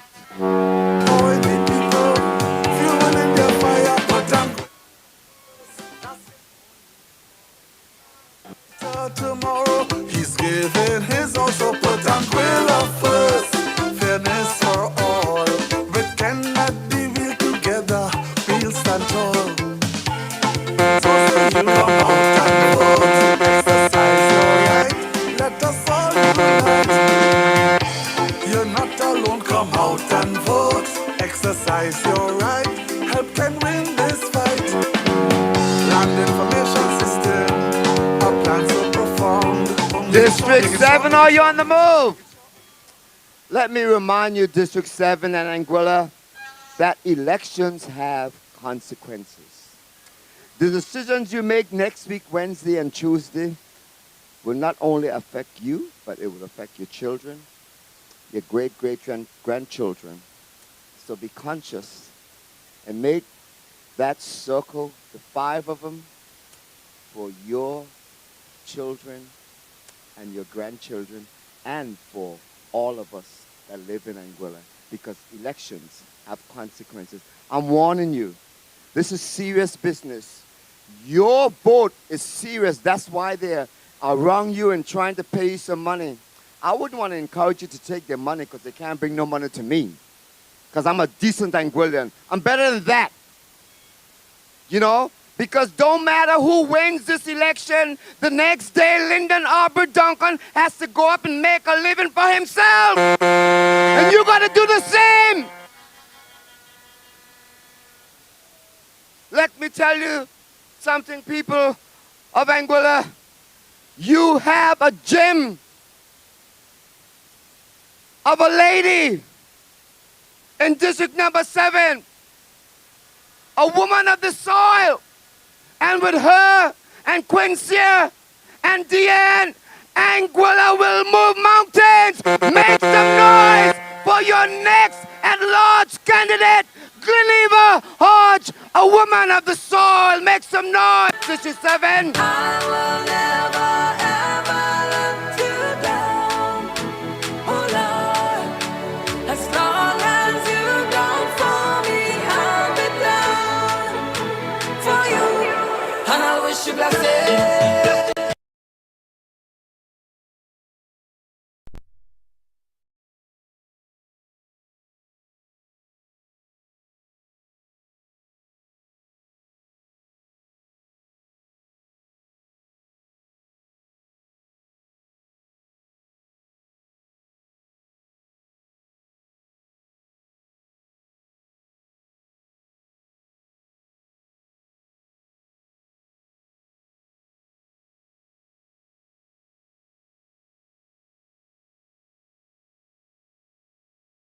If the trouble you, the trouble me. Always defend you, me charge. You need to finish where you start. So don't worry, don't worry, don't worry, don't worry at all. I got you, my friend. Don't worry, don't worry, don't worry, don't worry at all. Anytime you need me, just call me. District 7, good night. I ain't hearing you. I said District 7, good night. That sounds more like it. West End, Long Bay, the Cove, Meadsville, let me hear you say good night.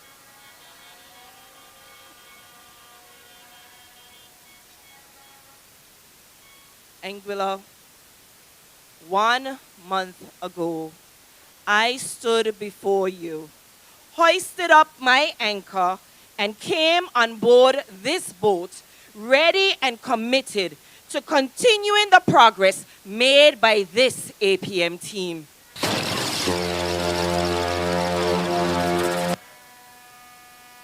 In the days and weeks since, you have opened up your hearts and homes to me.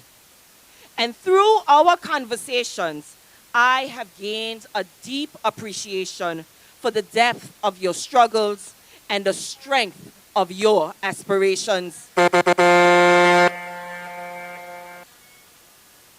Anguillians, despite the message of doom and gloom from the AUF, I am confident that you know that Anguilla is in good hands with the Anguilla Progressive Movement. This is a team that has consistently and without discrimination made decisions that benefited all Anguillians. Tonight, I stand before you not as a stranger, but as someone you have seen grown and developed because you, the Anguillian people, embraced me, guided me, directed me, and supported me.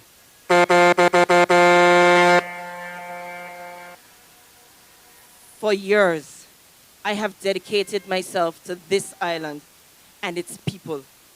From my service and lifelong commitment to youth development, both locally, regionally, and right here at the Alwyn Allison Primary School, giving back to the students of this school. It was my privilege to listen to the voices of our youth and to advocate for their rightful place in this global world that we live in. To my dedication and unwavering support to the empowerment of women, children, and families, where I have seen the promise and hope of our youth, the strength in our women, and the burdens placed on our men. And yet, Anguillians, my work is far from done. Anguilla, I believe we are at a crossroads. I believe it is time for more leadership that doesn't just listen to the people, but seize them. Leadership that doesn't run away when things get hard, but stands in the gap for you.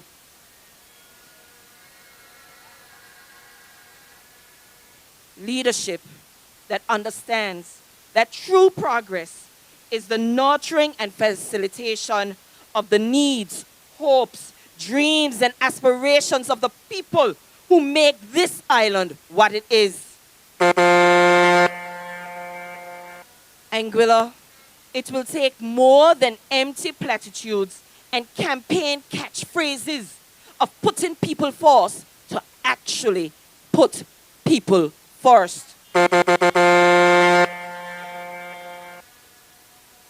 It takes work. It takes competence. It takes capability. And it takes the ability and the willingness to get it done. There is no coincidence that this team is known as the Do Things Crew.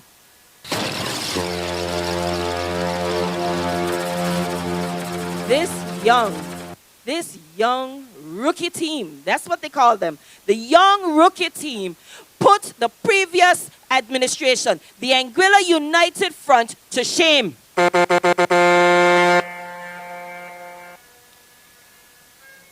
The AUF had 15 years, and we have nothing, absolutely nothing to show for it.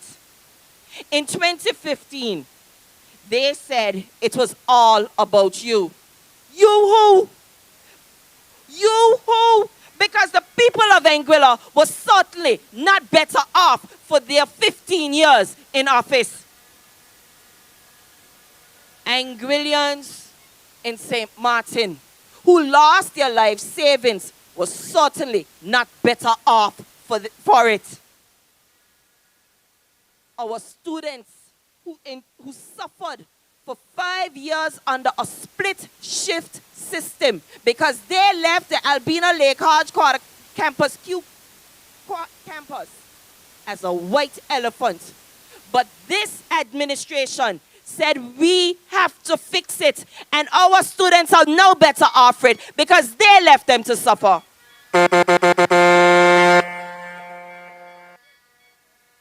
And our civil servants who endured 15 years of a reduced salary was certainly not.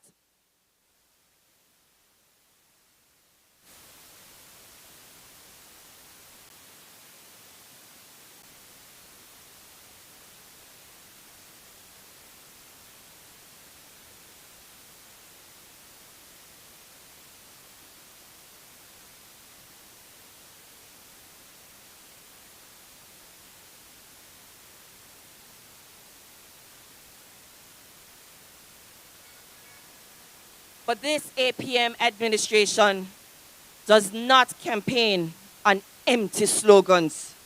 We campaign on our records, our collective record and our individual records. In addition to my years of social advocacy, I bring with me over 17 years in the financial services sector. An industry I believe holds the key to a resilient, innovative future for Anguilla. My background affords me the ability to think critically about how we can move our economy forward, all while navigating the waters of international regulations imposed by the very countries we compete with. Despite the challenges, I have seen firsthand how this industry can transform communities, and I am determined to put those lessons to work for Anguilla. As the chair of the Farmer Water Corporation of Anguilla, I have intimately seen the struggles caused by bad decisions that accelerated the deterioration of our crumbling water network. Go ask the former Minister of Infrastructure, more like the Minister of Destruction. But with this team, I have advocated for the future $60 million investment in a new water system. I will not sit idly by, and I did not sit idly by and took our resources for granted. We need sustainable, lasting change. Our families deserve it, and our children will thank us for it. This is why I stand here with you today. My combination of experience as an advocate, a mother, a professional, and a leader positions me uniquely to bring the right balance of vision and action to the table. I stand ready as a versatile asset to this team, supporting the ongoing work in our social and economic development. I am proud to be part of the Anguilla Progressive Movement led by our leader, Dr. Ellis Lorenzo Webster, who, along with his capable team, have proven in just one term that it is possible to turn a mess into progress.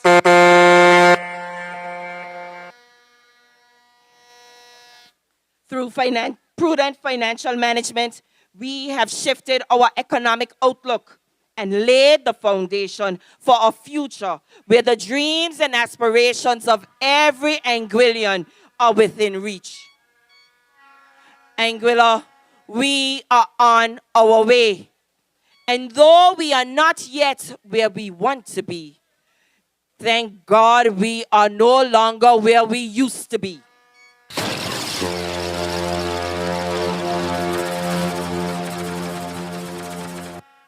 The Anguillian dream is to own a piece of this rock and provide homes for our families. I am heartened as I drive around and see the number of private homes under construction. And if my eyes deceived me, the numbers didn't. Because the number of construction permits issued over the last 3 years exceeds that of the last 10 plus years.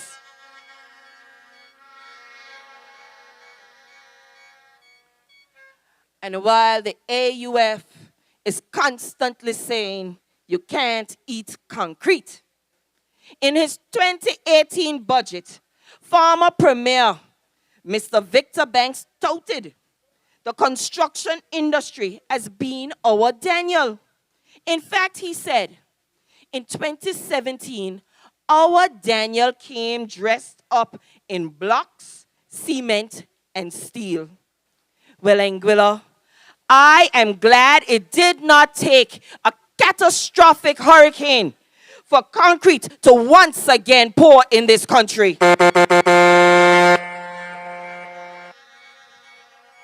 Instead, it is as a result of a stronger economy, increased wages, and our faith that Anguilla and Anguillians are once again on a path to prosperity.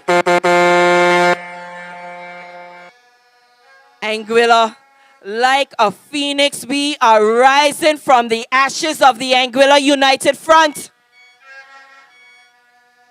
I see the progress we've made in less than 5 years.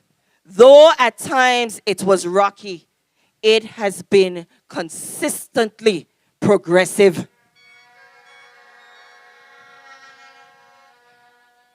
Anguilla, in 1 week, in less than 1 week, you will have the choice to shape our future with your vote. And when you vote for the Anguilla Progressive Movement, you will continue to see the progress you voted for in 2020 when you said change couldn't wait.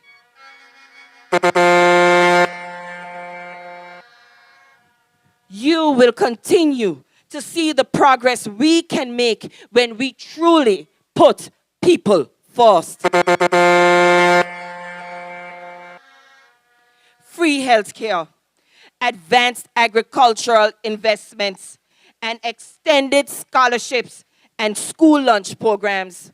Now, I know when I was a parent at this very same Alwyn Allison Richardson Primary School, we begged and begged and begged and begged our district representative, who has always been missing. And he could not and did not deliver a school lunch program to the students here.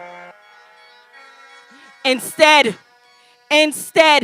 it took the pretty face, the beautiful, the well-rounded and capable Minister Deanne Kentish Rogers to deliver a school lunch program, not only to the students here in West End, but to every school on this island.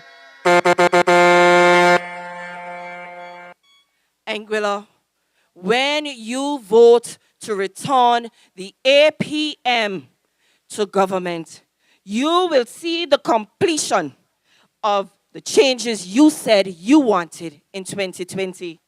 A new Clayton J. Lloyd International Airport and extended runway. A pension plan for our private sector. A livable wage and the elimination of all dirt roads. Together, with your vote, we can rise above every challenge we face. Together, we will continue to invest in our people, in our youth, and in our future. We will honor our heritage and build a country where every Anguillian has an opportunity to thrive. So join me and the thousands of Anguillians who are saying yes to progress, who are saying we will not turn back and we will keep on sailing on the winds of progress to a brighter future for all Anguillians.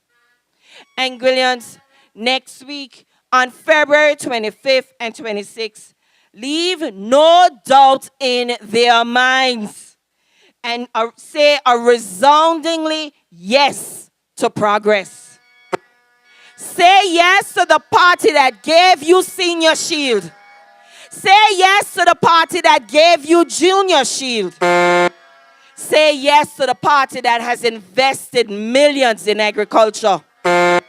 Say yes to the party that is investing millions in fishing.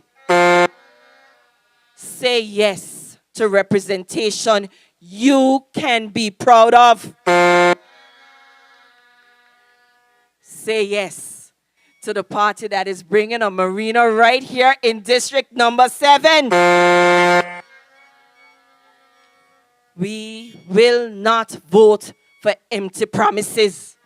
We will not vote for people who had over 15 years to get the job done and didn't do it.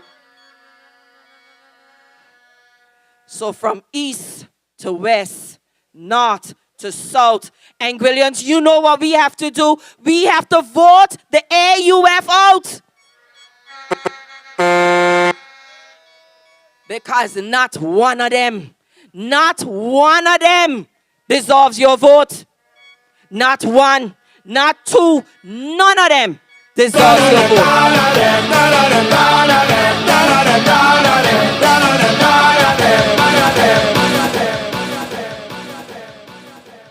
PV, I say none of them. I say none of them. Anguillians, you say none of them.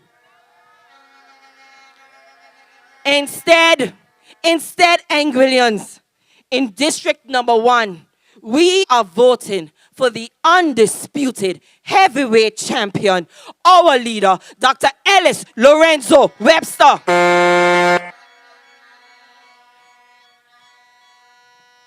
The only person fit to lead this country into 2030 and beyond. And if you don't believe me, go back and watch last night's debate.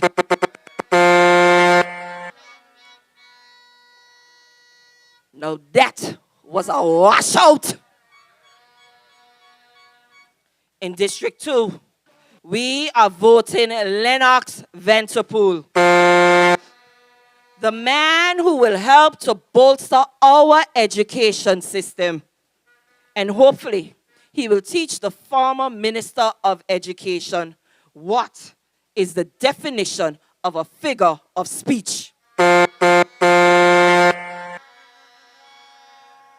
District 3, we are voting for Courtney Morton. That was the washout they think they were getting, but they ain't do it. Courtney Morton is the man for District number 3. In District number 4, we are voting the queen of the pack.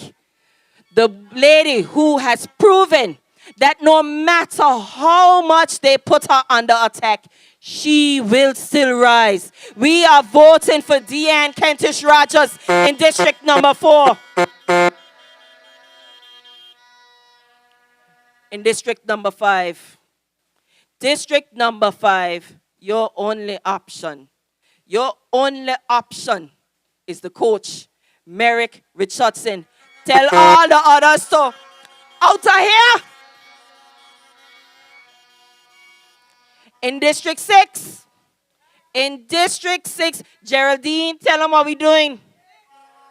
In District 6, there is nobody else but Hayden Hughes.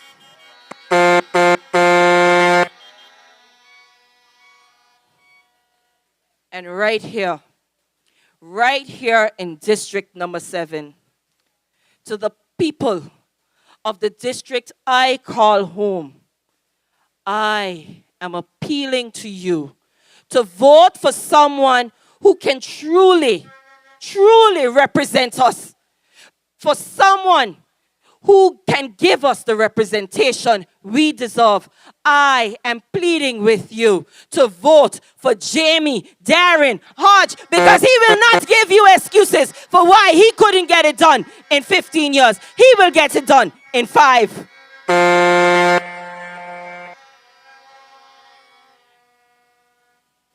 And Anguillians, from 1 to 7, if you believe in any one of us, you have got to vote for all of us. And so I am saying, on election day, we are going to vote for all of our at-large candidates. We are going to vote for Kenneth Hodge, the man who will ensure that there is a private sector pension fund for all of the people that call this district home. And not just District 7, but all of Anguillians. Anguillians, we will vote for Atlin Venterpool. There is no denying his contribution to our agricultural sector here in Anguilla. But Anguillians, imagine the work he can do when you elect Quincy Gomes Marie. There is no other team that can do for us in agriculture what Atlin and Quincy can do. Did you see those tractors she rolled out yesterday? Election time and she is still walking. And District 7 and Anguillians at home, abroad, I encourage you to vote and support me. Most humbly, Gleneva Hodge, a daughter of the soil. Because when you vote for me and Jamie, you don't get just one, you get 2.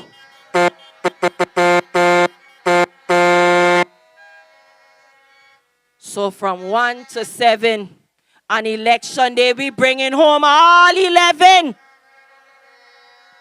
And we doing that by voting 5 votes. 5 votes.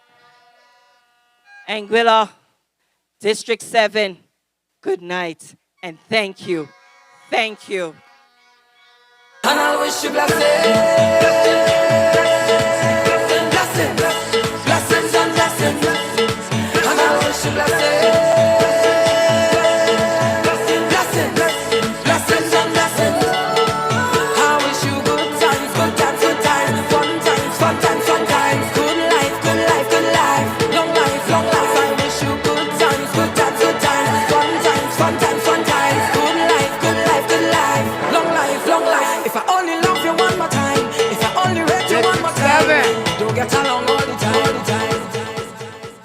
The folks right over here, they told me to let you know that they're selling hot dogs, $1.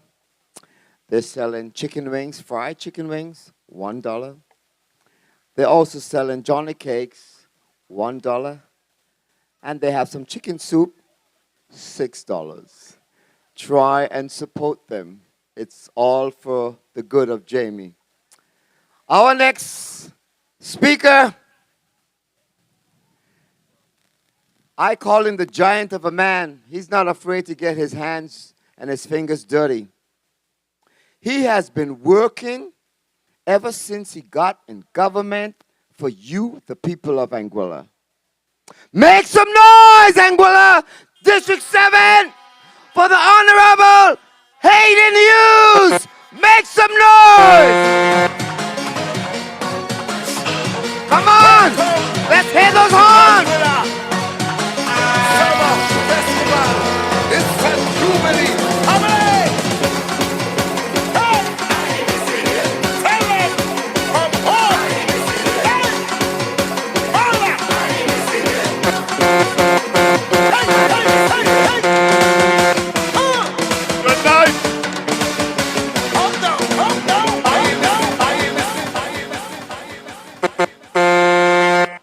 Good night, good night, good night. Good night.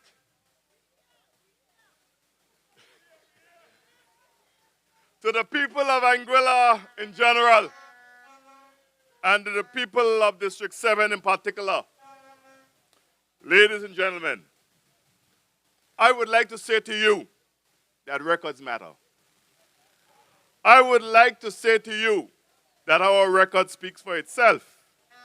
And we can only continue this march towards progress, the march towards prosperity, the march towards truly transforming this beautiful country in the world. I would like to say to you that our record is so strong that even the blind can see. But I am not here tonight to speak about our record because you know about us removing duties on EVs and hybrid vehicles, prescription medication, food. You know of us imposing a price control at the fuel at the pump. You know of us changing that silly tint law, the hair policy, decriminalization. You know of us implementing the Child Justice Act, the understudy program, electricity credits, senior vouchers, building a dialysis unit, and then giving free dialysis to all Anguillians requiring that service. You know of us acquiring a brand new MRI machine and 4 ambulances and 2 new school buses that are en route. You know of us repaving the Clayton J. Lloyd Airport Strip and increasing the PCR. Important improvements to the existing terminal to ensure that we can have direct international flights into Anguilla. Ladies and gentlemen, we do not need to speak about our record because you already know of the development going on at the Vivian Vanterpool Primary School, the upgrades to the piers, the plans for covered sport facilities in both Blowing Point and Island Harbor, and a new terminal at Blowing Point and road development. We do not need to speak about a $38 million investment in high school to get our children off the shift system, or the $20 million being invested to develop a technical trade center at said school. We do not need to speak about the George Hill bypass or the Valley Main Road that they said could not be done. We do not need to tell you about the investments in the people's market, attracting 2 new medical schools and counting. We do not need to speak about the ex gratia payment for our public servants.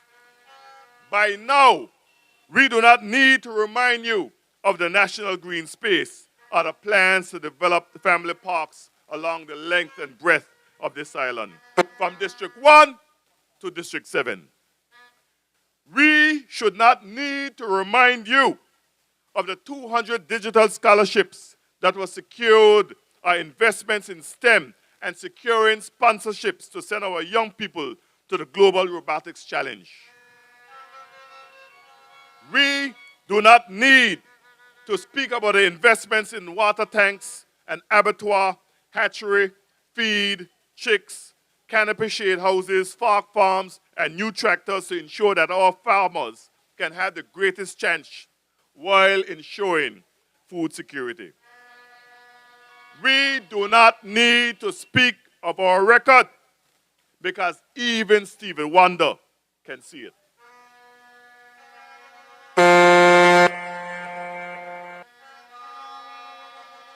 We do not need to remind you that the Firefly Lane and the Long Bay roads are coming, or the marina development has started right here in the West End. We do not need to remind you that it was God and this APM that stopped the sale of Anglec.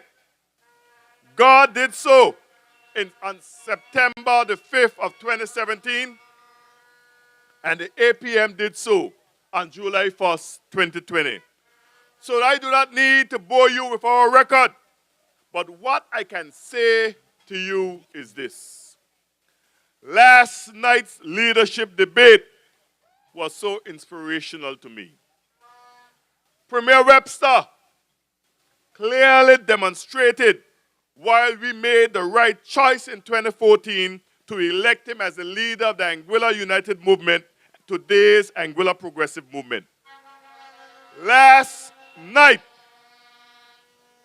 made it clear why in 2020 we trusted the leadership of this movement and Anguilla into the loving hands of Premier Ellis Lorenzo Webster. Last night showed us all why the Anguilla United Front is not fit to lead. Last night was a culmination of over a week of debates that demonstrated why the Anguilla Progressive Movement is the right team to represent you both at home and abroad. Last night was a revelation. But I want to say to you, West End, Long Bay, the Cove, Bednes, Meadsby, I want to say to you, Anguilla, last night was last night. And last night is not the past. And while we are not here to dwell on the past, last night gave us a glimpse into the future. What last night and the nights before that did was show us that the Anguilla United Front cannot manage government's financial resources. What last night and the nights before us clearly proved to us that the Anguilla United Front will bankrupt this country time and time and time again.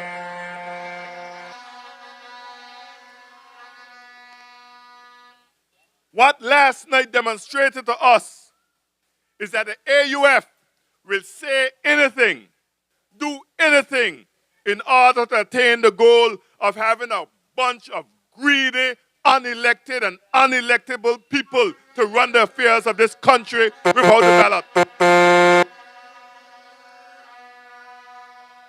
Ladies and gentlemen, these are the puppeteers, the shot callers, the men in the background that directs the political directorate to make bad decisions after bad decisions after bad decisions after even worse decisions, so long as they themselves can benefit.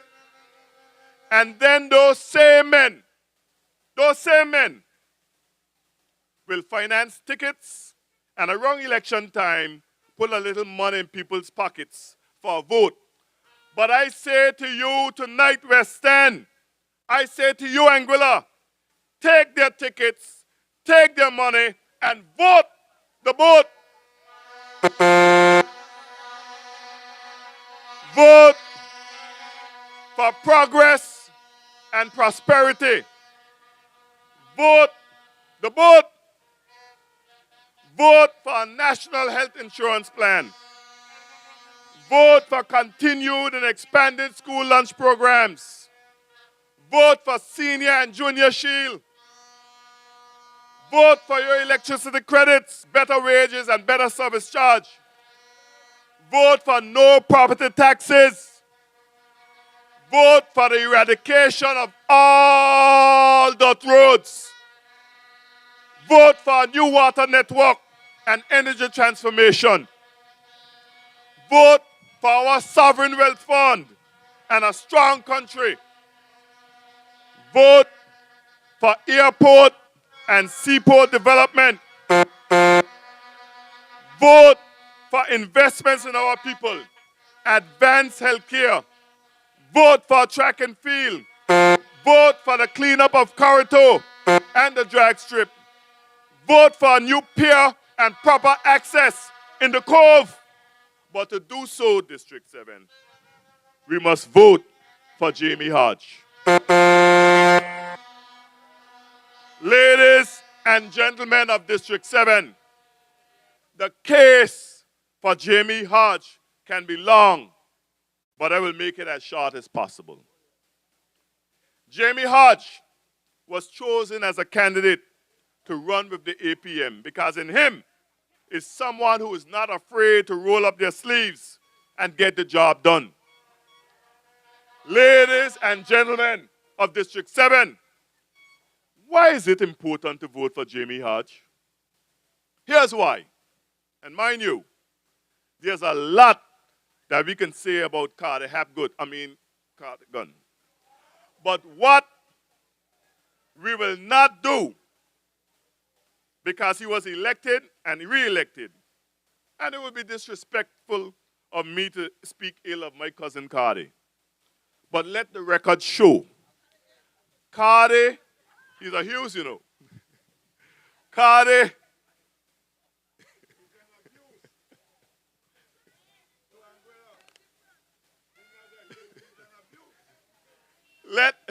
let the record show. Everybody should be down here in District 7 tonight. I love you guys. Let the record show Carter has served in Parliament for a decade. And during that time, he has also served as a deputy leader of the Anguilla United Front. But I want to ask you tonight, District 7, does it feel as if Carter is the deputy leader of the Anguilla United Front? Do you feel that you have someone who is strong and leads beyond a cleanup campaign or a photo shoot? I put it to you, District 7. The answer to those questions is what? No. But I am here to tell you tonight, District 7, that the problem really isn't Carter. Please hear me out. Please hear me out. I don't think that Carter does not want to get things done, you know. He probably does. Carter would probably love to get things done, things that Jamie Hart speak about. But please understand me. We are not claiming what we are doing today are our ideas, you know. But we have manifested into reality the ideas, goals, and aspirations of a generation long gone. We are getting it done. I want to make that clear. We are not claiming these things as our ideas. When our forebears declared that they were out to build a new Anguilla, they were serious. But the ANA, now Anguilla United Front, was created, and all those goals went out the door. So I know Carter probably would like to have a record beyond being absent, but he can't.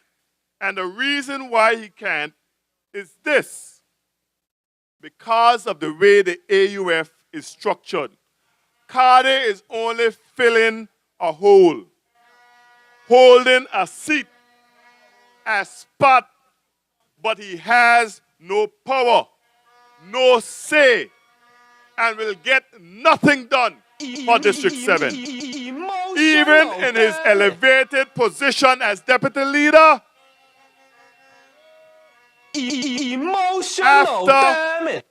after a decade, this is obviously obvious.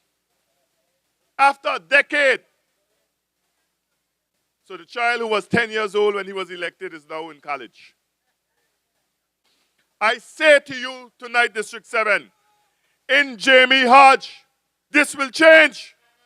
And why I know that is this: because there will be no shot callers behind the scenes fighting for position and the country's pulse, jockeying for themselves, because the only people Jamie Hodge will be working for is you.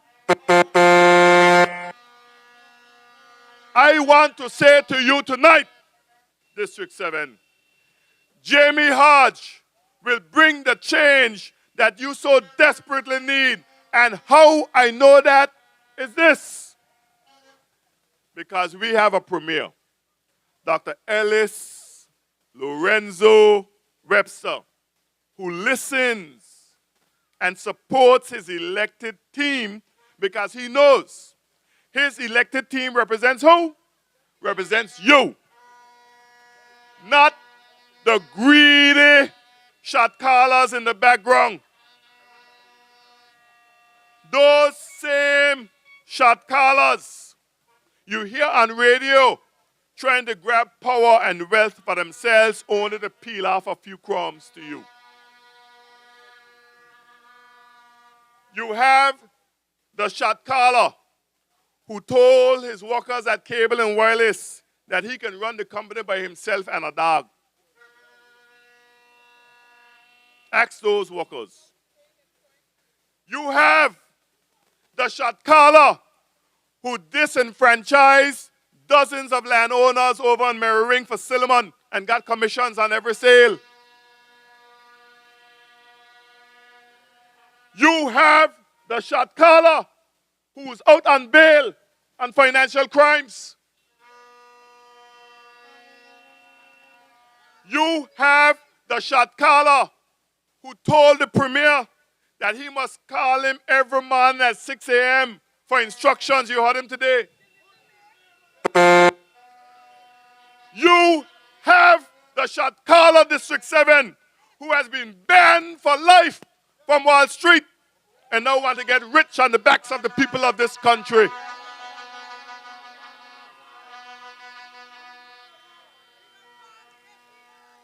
There are so many shot callers around the United Front that it reads like a funeral announcement, too numerous to mention. Emotional, damn it.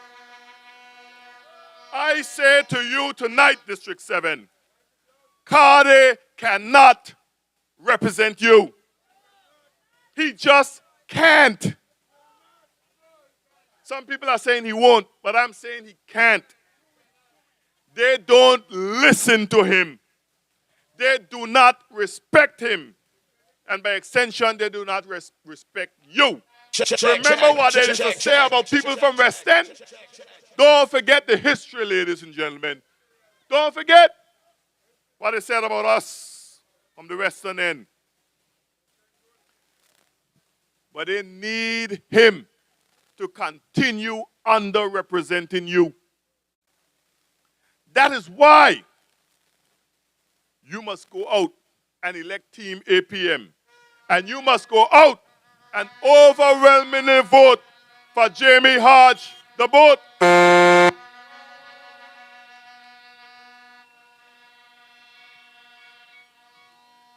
Herein lies why Jamie Hodge and APM is the best choice. we have a premier that I said, I mean, it's obvious who listens, who ensures that the plans of each district represented by the district rep is heard and financed. How do you think the Valley Main Road was done? How do you think the Judge Hill bypass, the airport road, the investments that we spoke about were done?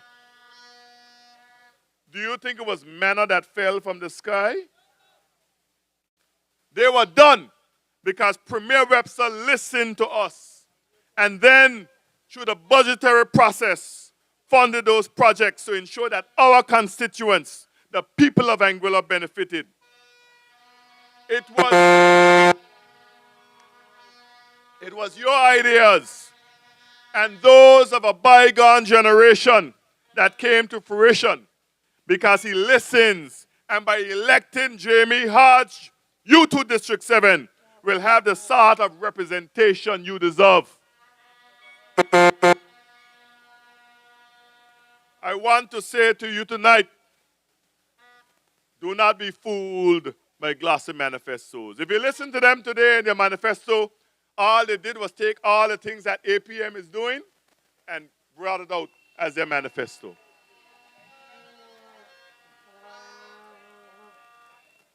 I want to remind you of the United Front's legacy of false promises. On Wednesday, September the 23rd, 2015, 5 months after winning the election and almost a year after unveiling a manifesto, their 15-point plan, the United Front laid before the Executive Council said plan. And as Premier Webster said last night, nothing was accomplished. Because for the AUF, manifestos over the last few decades have been used as a weapon to gain power, only to forget their promises election after election after election after election. That's how much elections they won. They know they can fool us because we easily forget. They know we forgive easily and willingly. But in this election, we have decided that the hopes, dreams, and aspirations of the people are too important to go back to the front.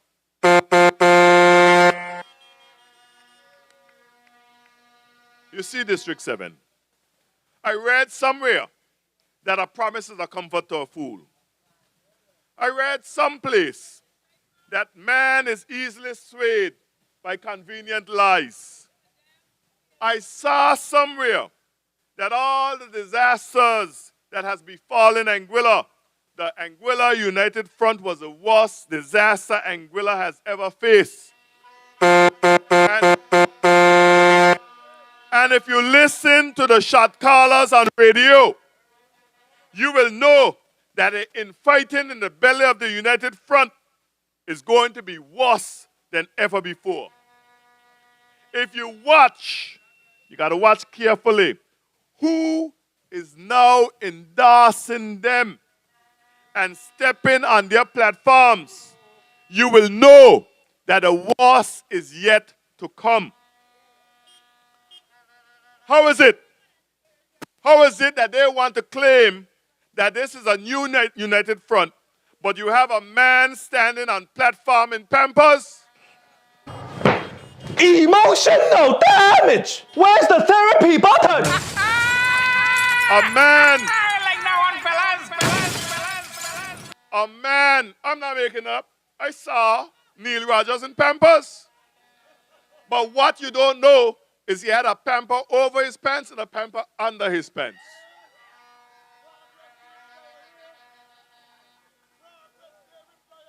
A man who has overseen an entity in that of the Health Authority of Anguilla, that millions and millions and millions of your hard-earned money vanish into thin air, and not a question was asked.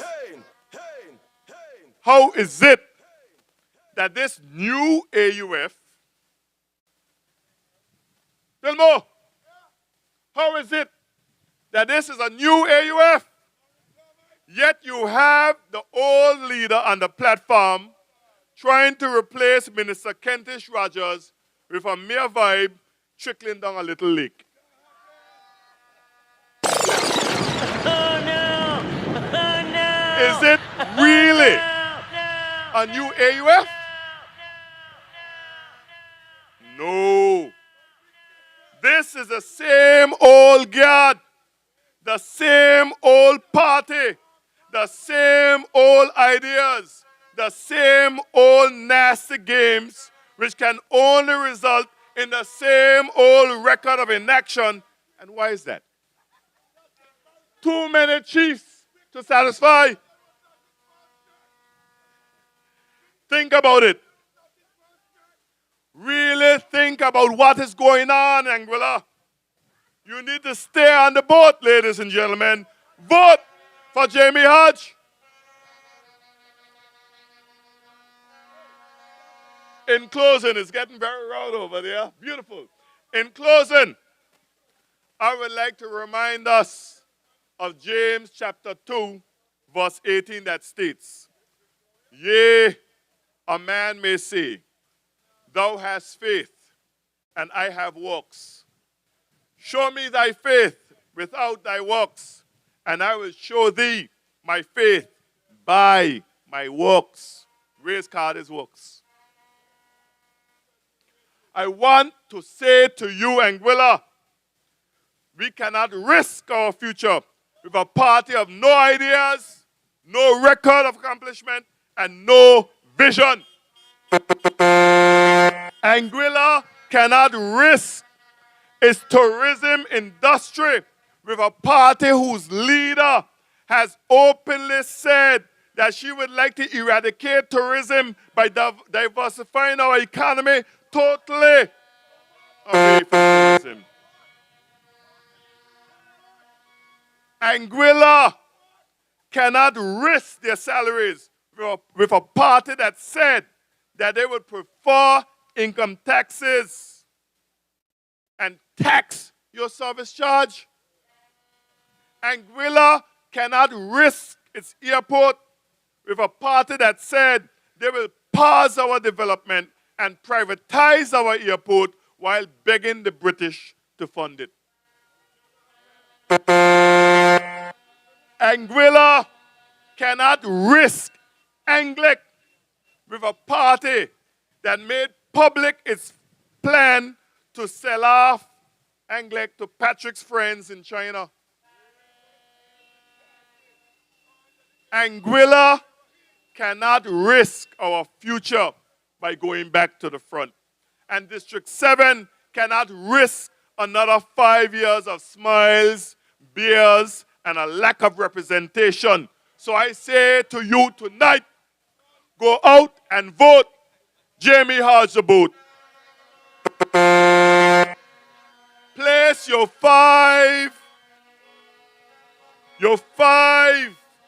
votes next to 5 boats. Gleneva Hodge, the boat. Kenneth Hodge, the boat. Vote for Quincy Gums Marie, the boat. Vote for Otlin Olitimus Vanterpool, the boat. From 1 to 7, all 11, sail on, my people. Stay on the boat and sail on. 5 votes, 5 votes. Thank you. Good night. And may God continue to bless you. Good night.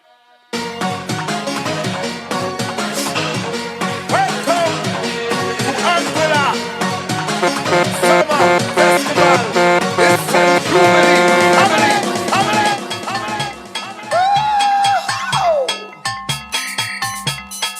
Come.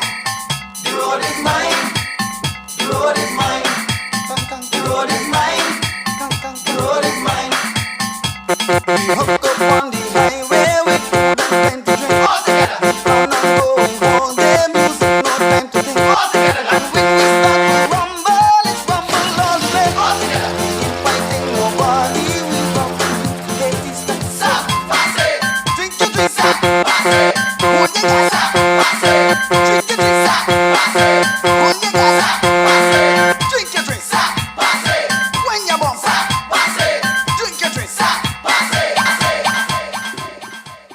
District 7, the moments are getting close.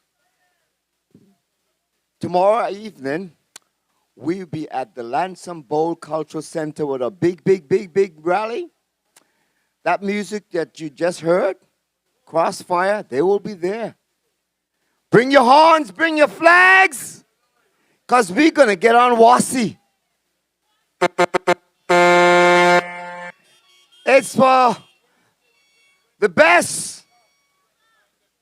Heading up this weekend is going to be very busy. And then on Saturday, we're going to paint District 2 blue. And we're heading up there for our next rally with the man they say who's just going to be an administrative leader. Because the lady that is waiting, she is ready to be the first premier woman of Anguilla. My God, help us. Lord, help us. We need help. So, ladies and gentlemen, people of District 7, actually, Long Bay, Western, Anguilla, I would like you to make some noise. I can't see no one out there. It's very dark. For your next representative, Jamie Hodge. Make some noise, Long Bay, Western. They can't keep a good man down. Always keep Let's a make a smile difference in District 7, Anguilla. Keep the vibes and I stood to my ground.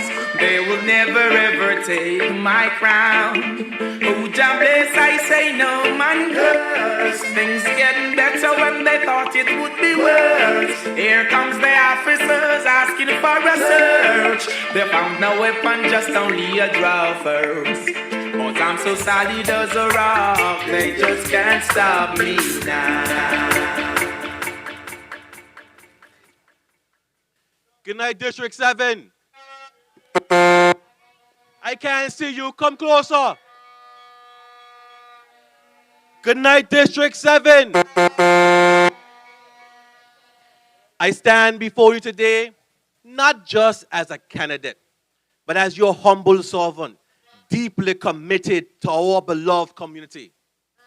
The Anguilla Progressive Movement standard bearer for District 7.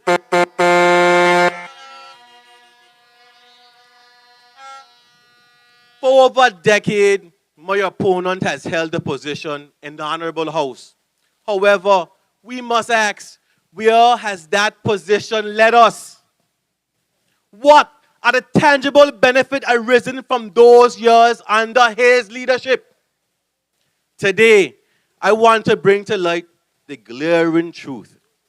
We have not been adequately represented.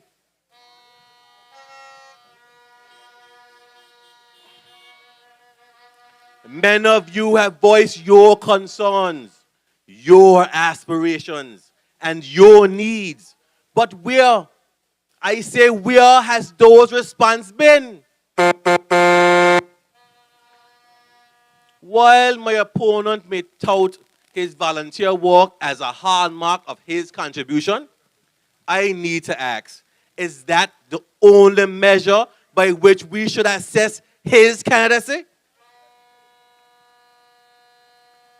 Yes, volunteering is commendable, but it cannot, I say it cannot serve as a substitute for genuine representation and accountability.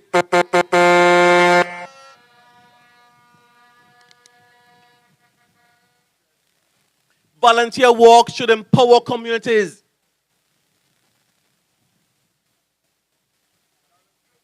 But it should not be a shield to hide behind when questions of leadership arise.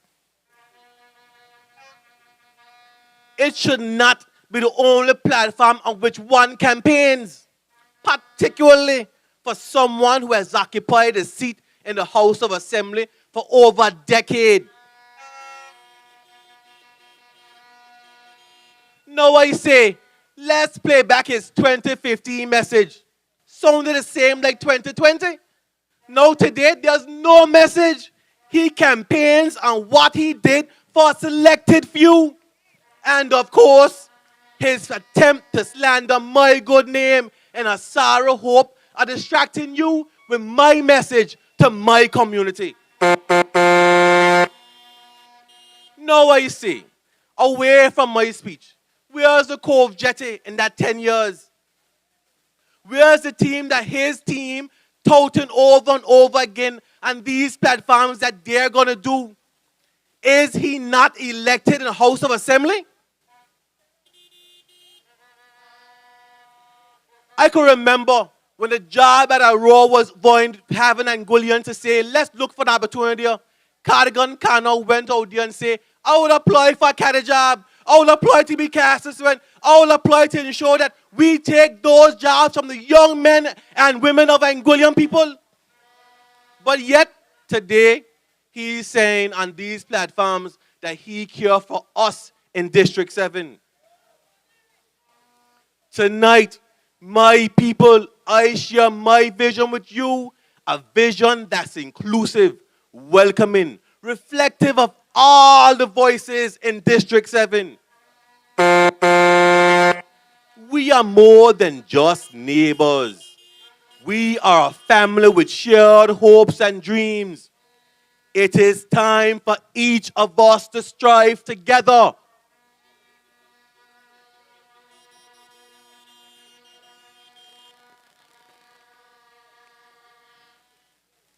As your representative, my commitment is to serve you with dignity, transparency, and of course, accountability.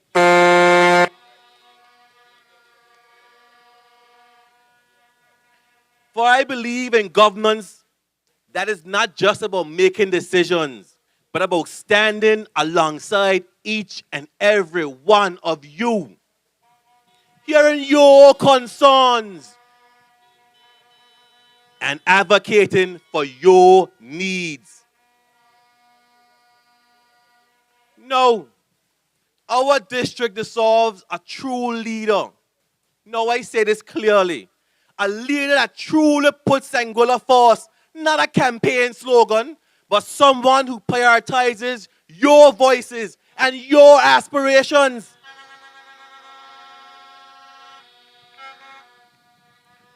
Together, we can have an Anguilla reimagined and a District 7 reimagined.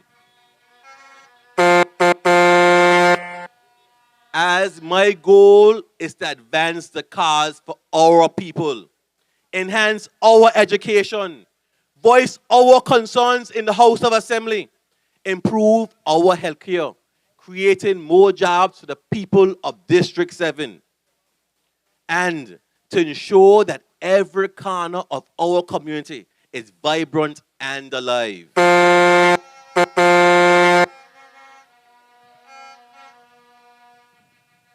I envision a district where every child has the resources they need to succeed and where every family prospers. By voting the Anguilla Progressive Movement, you're choosing a future filled with promise. When we stand together, we create a striving Anguilla, a place where every individual has the opportunity to realize their potential. Ladies and gentlemen, I want a District 7 to be a role model community, a place where unity and progress create a legacy that lasts for generations. With your support, we can build a strong and unified community that we all can be proud of. So, I urge you to vote wisely. Look beyond today and think about the future you want for your children and your grandchildren. A future where their dreams are possible right here at home in District 7.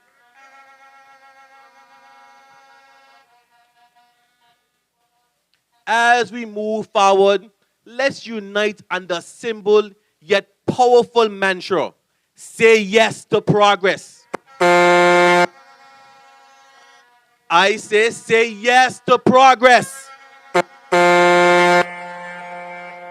Together, we can write a new chapter for District 7. One filled with hope, opportunity, and success for all.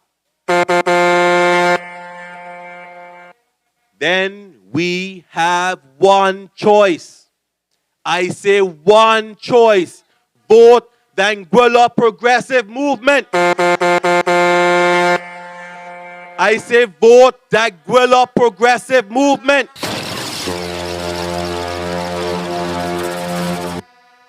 This is not the time to abandon ship.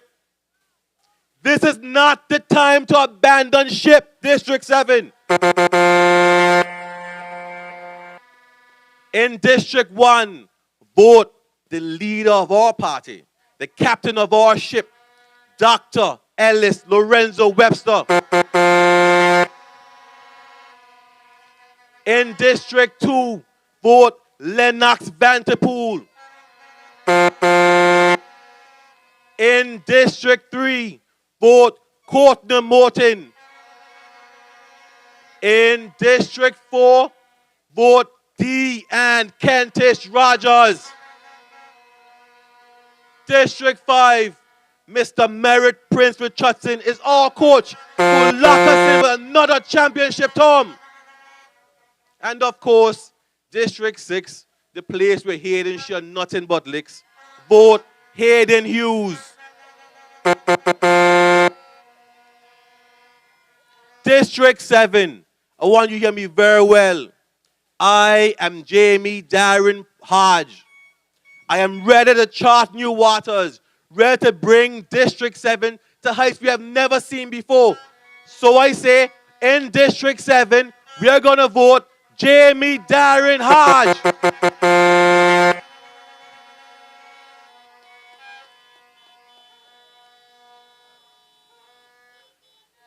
But hear me well. This fleet is strongest when we all sail together. You just don't need one boat. You need all those votes to be votes on that election day on the 25th and 26th of February. So I'm saying, vote all that large candidates for this new upcoming general election. District 7, you have the legacy to have 2 for 1 with Jamie Hodge and, of course, Gleneva Hodge, a fighter, a powerhouse, and she's ready to serve you in Angola with passion. Quincy Gomes Marie, Kenneth Hodge, and, of course, Atlin Vanterpool. 5 votes, 5 votes. 5 votes, 5 votes, guys. Now, this is important. This is very important. And this board day, we want to make sure that there's no splitting of the votes. I want to hear it very clearly. There's no splitting of the votes, which means if you believe in one of us, you believe in all of us. And that day, you're going to vote only votes. I say we're going to vote only votes because we are bringing home this 2025 general election. 1 to 7, all 11. Have a good day. Set their traps, they just can't stop me now. People will say this and that, they just can't stop me now. Even when they set up roadblocks, they just can't stop me now. When they come with their evil thoughts, I just listen whenever they talk. I used to light into my dark, equal and clear on my fault. They fight me. Don't forget the folks who are selling chicken wings, $1. Johnny cakes, $1. Hot dogs, $1. Chicken soup, $6. We're winding down, folks, from here. but we winding down and we going to someplace else. So I want to make it very clear. I got my phone so I can read, and I got to be careful what I read because the front people say, not even can't even read when you have it on paper. They're so cheeky. Every little thing, they're so childish. I'm serious. Every little thing they pick on. I look at the one that came in and his behavior is way back in the 60s and the 70s. Oh my God, help us. That's who we want to really lead us? Oh my goodness, God help us. Now tomorrow evening, it's a rally. Just like we have all these rallies and meetings, but we call them rallies. At 7 o'clock, we'll be inside the Lansing Bowl Cultural Center. Not the White Elephant, the Lansing Bowl Cultural Center that you as an Anguillan ought to be proud about. And then on Saturday, at 11 o'clock in the morning, District 3 and District 4, we are painting the whole city blue. So you gotta wear your blue. You gotta make some noise. You gotta walk with your horns. Saturday afternoon, we head to East End, and we're gonna bring the house down in East End. 6 o'clock, 7 o'clock, the meeting starts with Lennox Vanderpool. We're gonna make sure that our voices are heard in District number 2 on Saturday. And then on Sunday, we meet at 12 noon at the Lansing Bowl Cultural Center.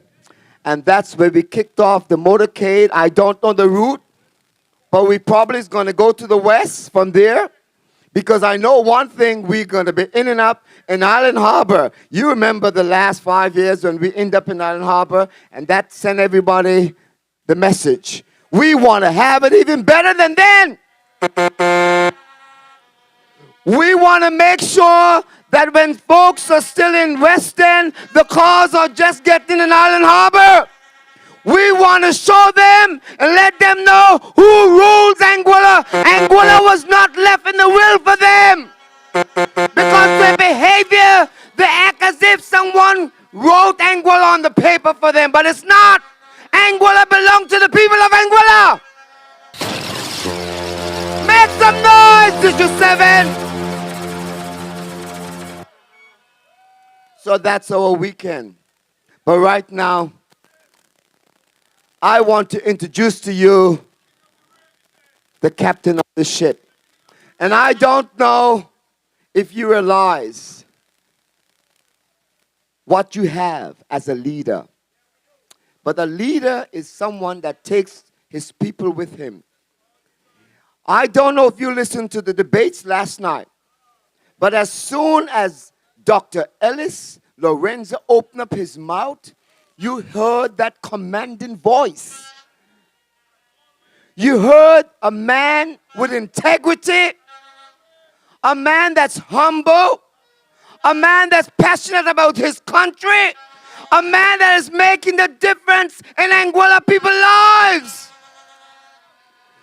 So District 7 Anguilla, help me welcome our next premier for the next 5 years, the Honorable Dr. Ellis Lorenzo Webster. Make some noise, Anguilla, District 7.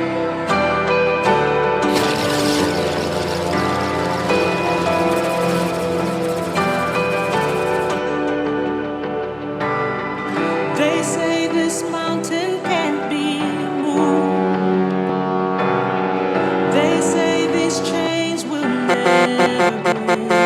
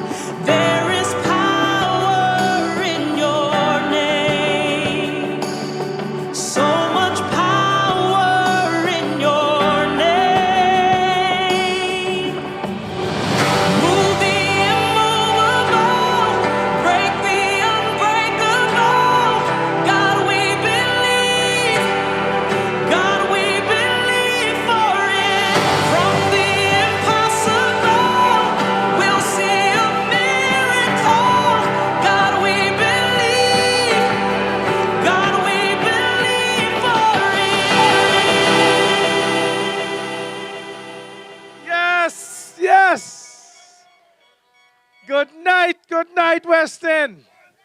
We're back in the house. Oh my goodness. It's good to be here tonight down in District 7.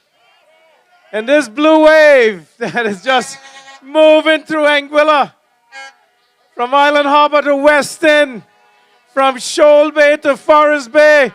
We got them running scared, Brother Don. We got them running scared. They're making it up as they go. Oh my goodness. But before I get started, I want to say good night to everyone. But just a solemn note, we lost our good teacher, Mrs. Yolan Hodge Richardson, and I know tonight is her wake. Tomorrow, she will be laid to rest. I want to thank her for her service and thank her family for sharing her with us. But now, back to business. Back to business. This is wonderful. This is fun. I mean, I have not enjoyed a campaign like I've done this time. You know, this is our third campaign for me. You know, we did 2015, we did 2020. That was great. But this campaign with the team that I have is, I mean, this one is blown the top. Yes. This. I mean, when you have people with you, soldiers that you know have your back,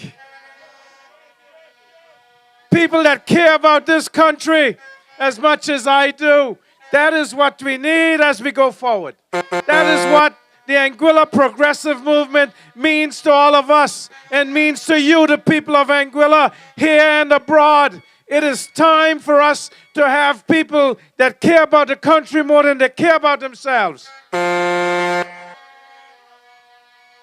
so when you listen to the radio, and you hear them touting, when you hear them speaking, you know that they only care about themselves.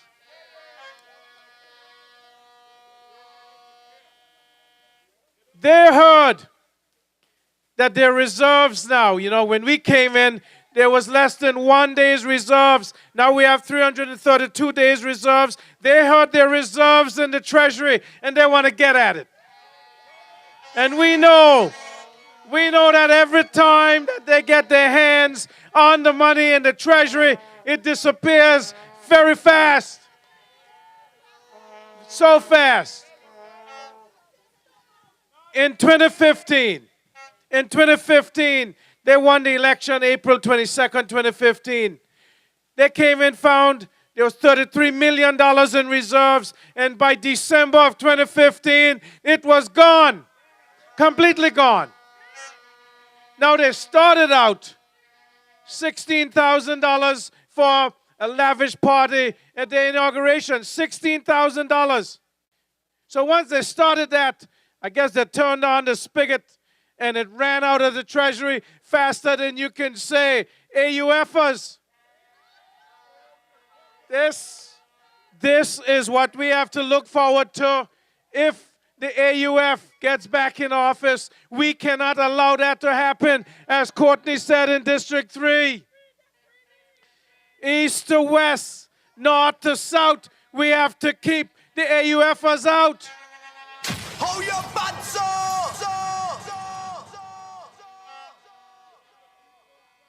So, I mean, you guys saw the debates. You saw the debates from District 1 to 7, and you saw the at-large candidates. And I think anybody who's being objective would know that the APM candidates won every debate that we participated in. And I had to win 2. Well, you know, she asked for it. What can I say? You know? I mean, yes.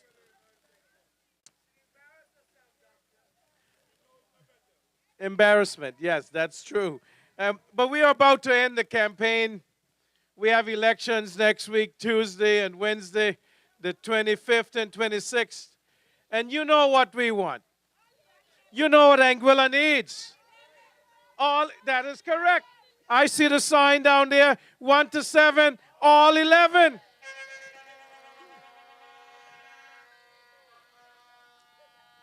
And we know that now the world is a difficult place. We have global challenges. But who best is equipped to lead Anguilla through these troublesome times? The Anguilla Progressive Movement. Leadership matters, people. Leadership matters. And in this era of uncertainty, now is not the time to take chances with risky political experiments. Now is not the time to vote for a party that cannot represent you. Representation matters. And we saw that. We saw that during the debates. Representation matters. Leadership matters. And you have to know what you're talking about to be able to explain it to the people. Representation matters here, regionally and internationally. And the Anguilla Progressive Movement from 1 to 11 can represent you wherever and on whatever stage that we have.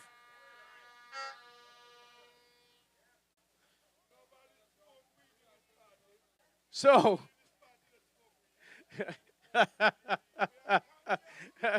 I think they're going to lock you up, Fillmore. But you know, to be safe and sound, we must make sure that those people, those who are ill-prepared to govern in these times, should not be let anywhere close to the House of Assembly and to the halls of government. Not even close. 1 to 7, all 11. That's the only way. You know, there's been a trend. There is a trend in these overseas territories. 2 weeks ago, Turks and Caicos Islands voted. They kept the incumbent government. They know that they needed those who are experiencing it, who are going through these times, that needed to continue to lead them. Bermuda, a few days ago, did the same thing. They re-elected the government.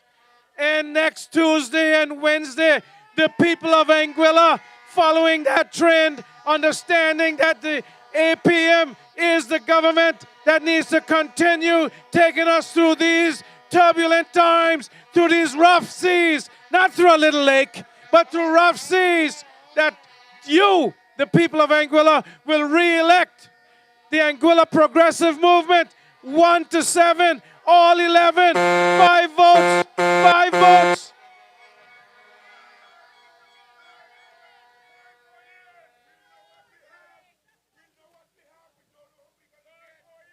Well, we do know what we would get, Fillmore. We do know what we would get. We would get those who, as soon as they get in, those $200 million in reserves would start dwindling very fast. We do know what we would get.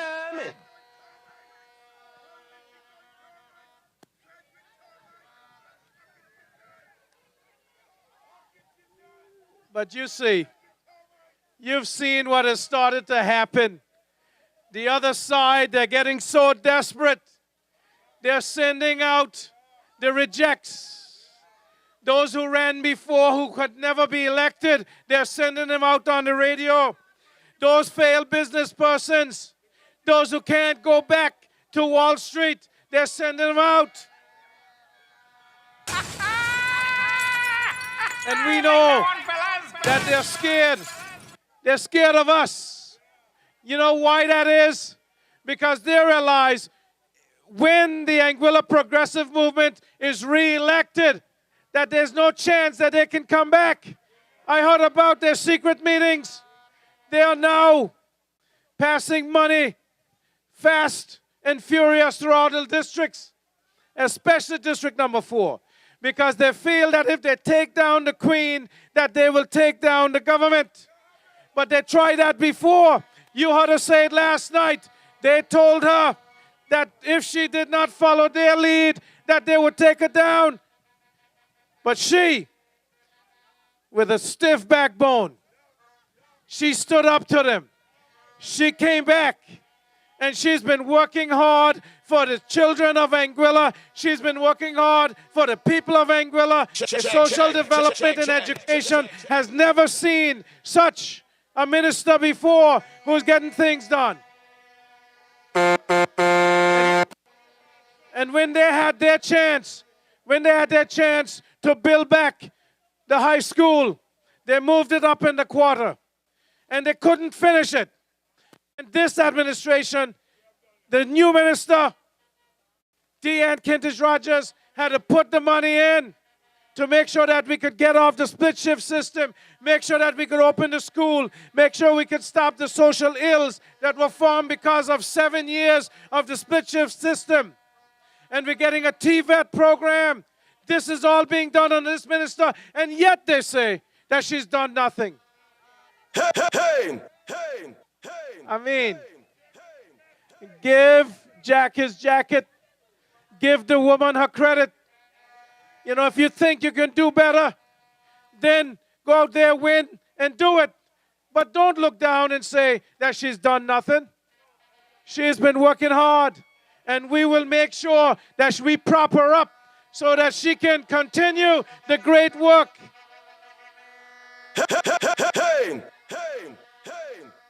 But you know, their backs are against the wall. And when they're cornered, they're going to do anything they can. They will say anything that they can. They'll tell lies and misrepresentation. They will come up with misleading statements. They will say that this group, this Anguilla Progressive Movement, has not done for the people what we said we would do, that we would look out for their well-being, that we will look out for the best interests of Anguilla. That is what we have done. And so I say, on election day, 1 to 7, all 11, you can't give them even a chance to come back so that they can backbite, so that they can be hypocrites, so they can walk out of the House of Assembly whenever the going gets tough. They leave. Well, let them stay out.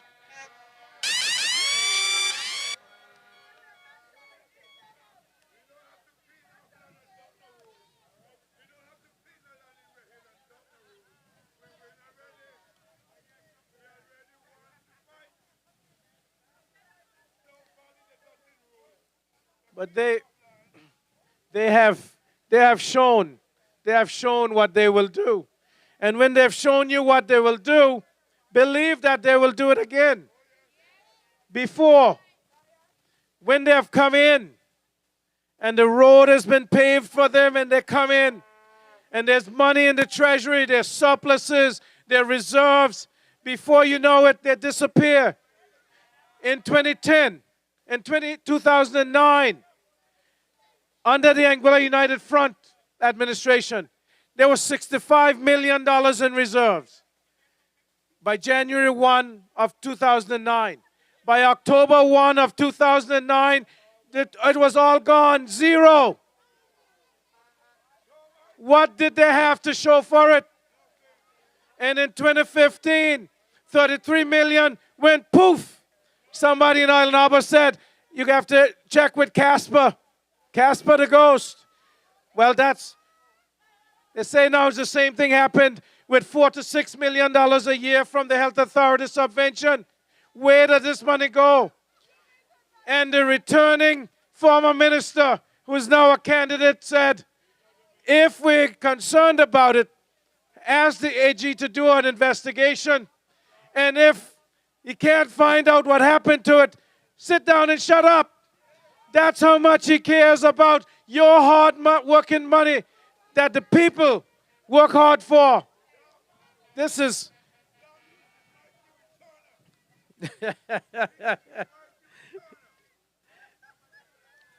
I'm so proud of this team, and I'm so proud of what has been done by this team.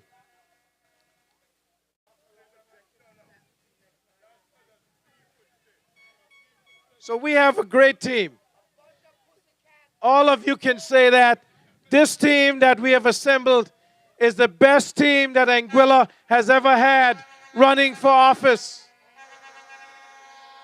Well, we had a great team, and now we've added all stars. We have Atlan Vanterpool.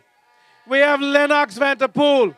See, we get them in pairs. 2 Vanterpools, 2 Hodges, Gleneva Hodge and Jamie Hodge. And they have made our team much stronger and better. This is a team of leaders.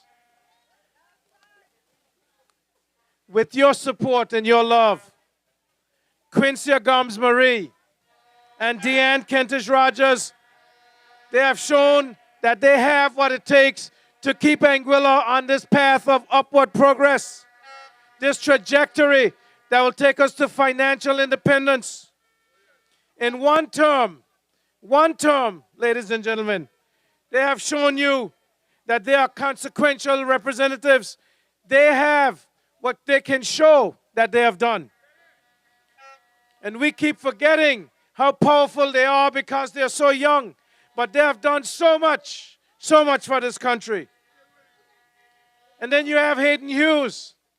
Hayden has stood up to all the criticism, and he has given us infrastructure projects. He has shown us what it takes to have a new ferry terminal, to have a new airport development. And when we have a new deep water port at Corridor, when we fix the piers and sand the ground so that they become cruise ports, when we have marinas, when you look to Hayden Hughes, he continues to carry it on his back. He'll continue to do for this country. That is what it takes to be a leader. I don't see anybody who can compare on the other side.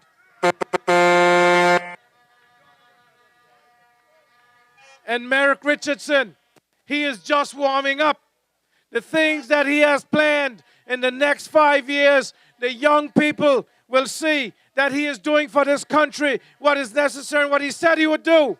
He said that he will look out for the young. He would look out for those in sports, in culture, in education. He will look out in renewable energy. He is helping to do what is necessary to keep this country on an upward trajectory. Merrick Richardson, he has the shoulders to carry it.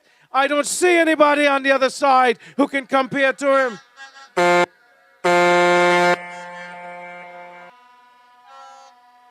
Talk about Courtney Morton. Courtney Morton has served this country and this government well in the last 5 years as an unelected member. Just think of what he can do when he's elected next week. He has the skill. He has the heart. And I know that Courtney will do this for the people of District 3 and the people of Anguilla. He has been a central architect of many of the social programs that we have adopted. He has been the architect of some of the buildings that have been built. So we are counting on District 3 to bring Courtney home next Tuesday and Wednesday. We need Courtney in the House.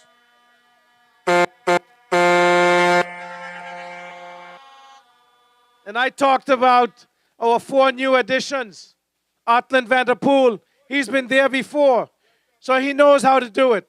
He just needs a team that he can follow in the tracks and get it done. Atlan means well, and he's sure he will be there doing for the people what he needs to do. We have Gleneva Hodge. She told you who she is. So we don't have to say any more about her, except to say that she is a strong woman who will stand up for women's rights and gender affairs and gender equality, advocate for women and children, but for all Anguillians. And she has started doing that out of government. Just think what she can do in government. We need Gleneva Hodge.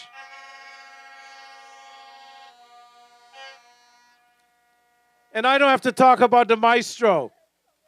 I mean, the maestro, you know, the first night when he came out in District 2 and he gave his speech, everybody there was like, this is a champion.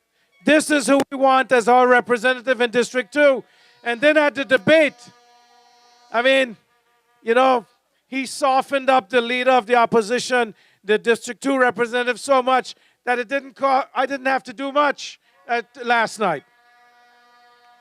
But Lennox has always represented Anguilla well, and he will be a superb representative for District 2. And it's time enough that District 2 had good representation. Vote for Lennox.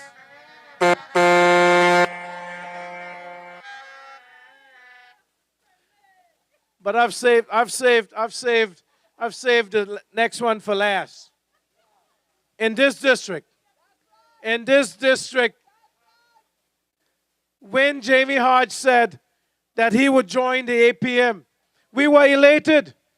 We said we have a representative that will represent the people of District 7 to the best of his ability, and he will represent you to the last breath in his body if he has to, because he cares about people. He has been doing that for most of his life.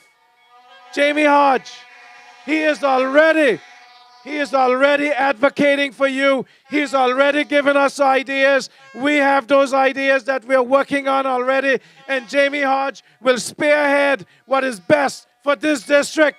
It is time that you know where your candidate and your representative is. When he's missing in action, you know that Jamie will be working for you.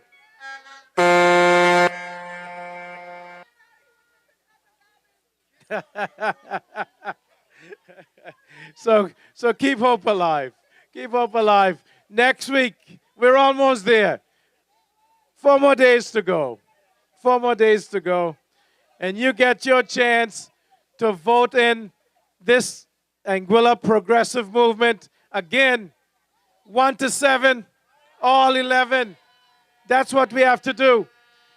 You know, they're making fun that there was the apostle from Jamaica. And when he was here doing his revival, he said that he prayed for us and that he see a landslide. And he said we should always say landslide. But that's what 1 to 7, all 11 is. It's a landslide. And tonight I am declaring a landslide for the Anguilla Progressive Movement. 1 to 7, all 11. 5 votes, 5 votes.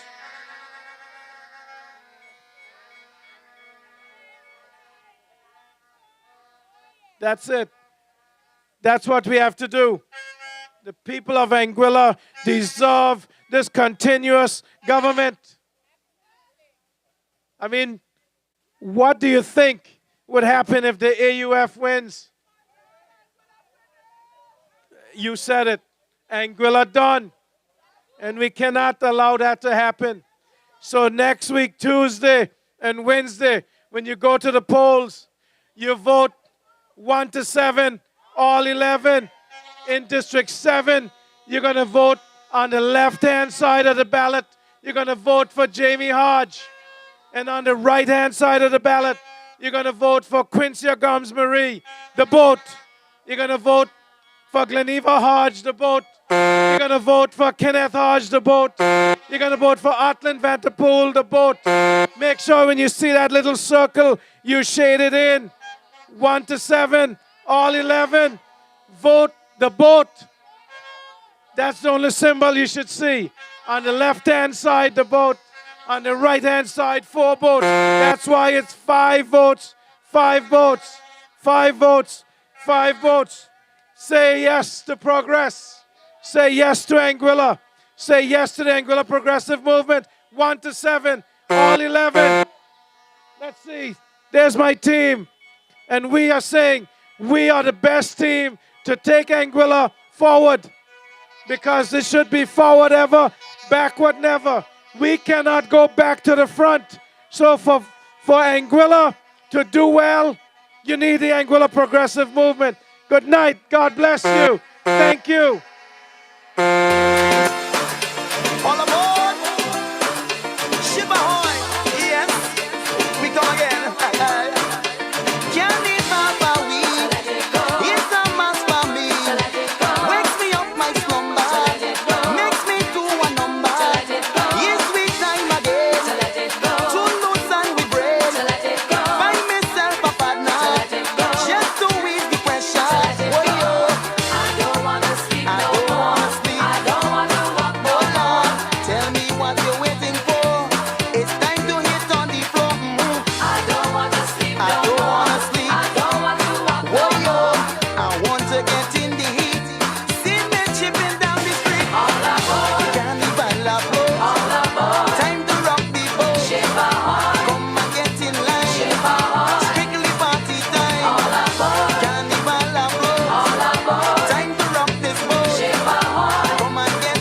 Yes, District 7, this boat sails tomorrow evening right into the Lansing Bowl Cultural Center, where we will have a big rally alongside Crossfire. We're looking to see all the blue boats sailing in that village tomorrow night. And don't forget, Carl Reed says he has all the nice covers for the bonnets and the flags for the motorcade on Sunday afternoon. So make sure you get them so you can decorate your cards. God bless you. Have a safe drive home. And we see you tomorrow evening at the Lansing Bowl Cultural Center.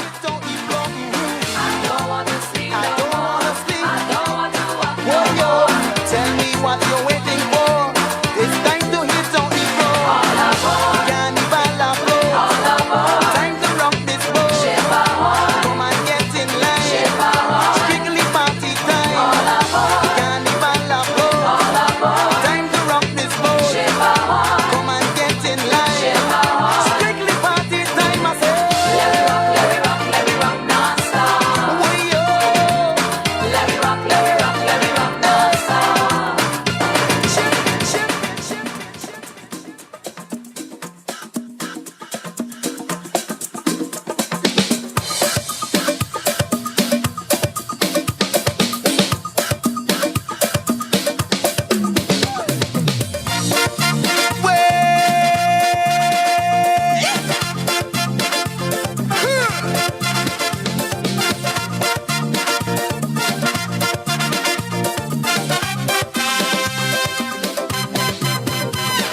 I lose. Friday 23rd, I lose. They beat me fair and square. Big news, big news. Last year so come on knock, hard race lose. But wait, people jumping up like they win World Cup. When they hear Conrays and make a face. All on radio, hear the haters call. Man, they thought they had won the race. But Calypso night we jam them. So back to square one of their problem.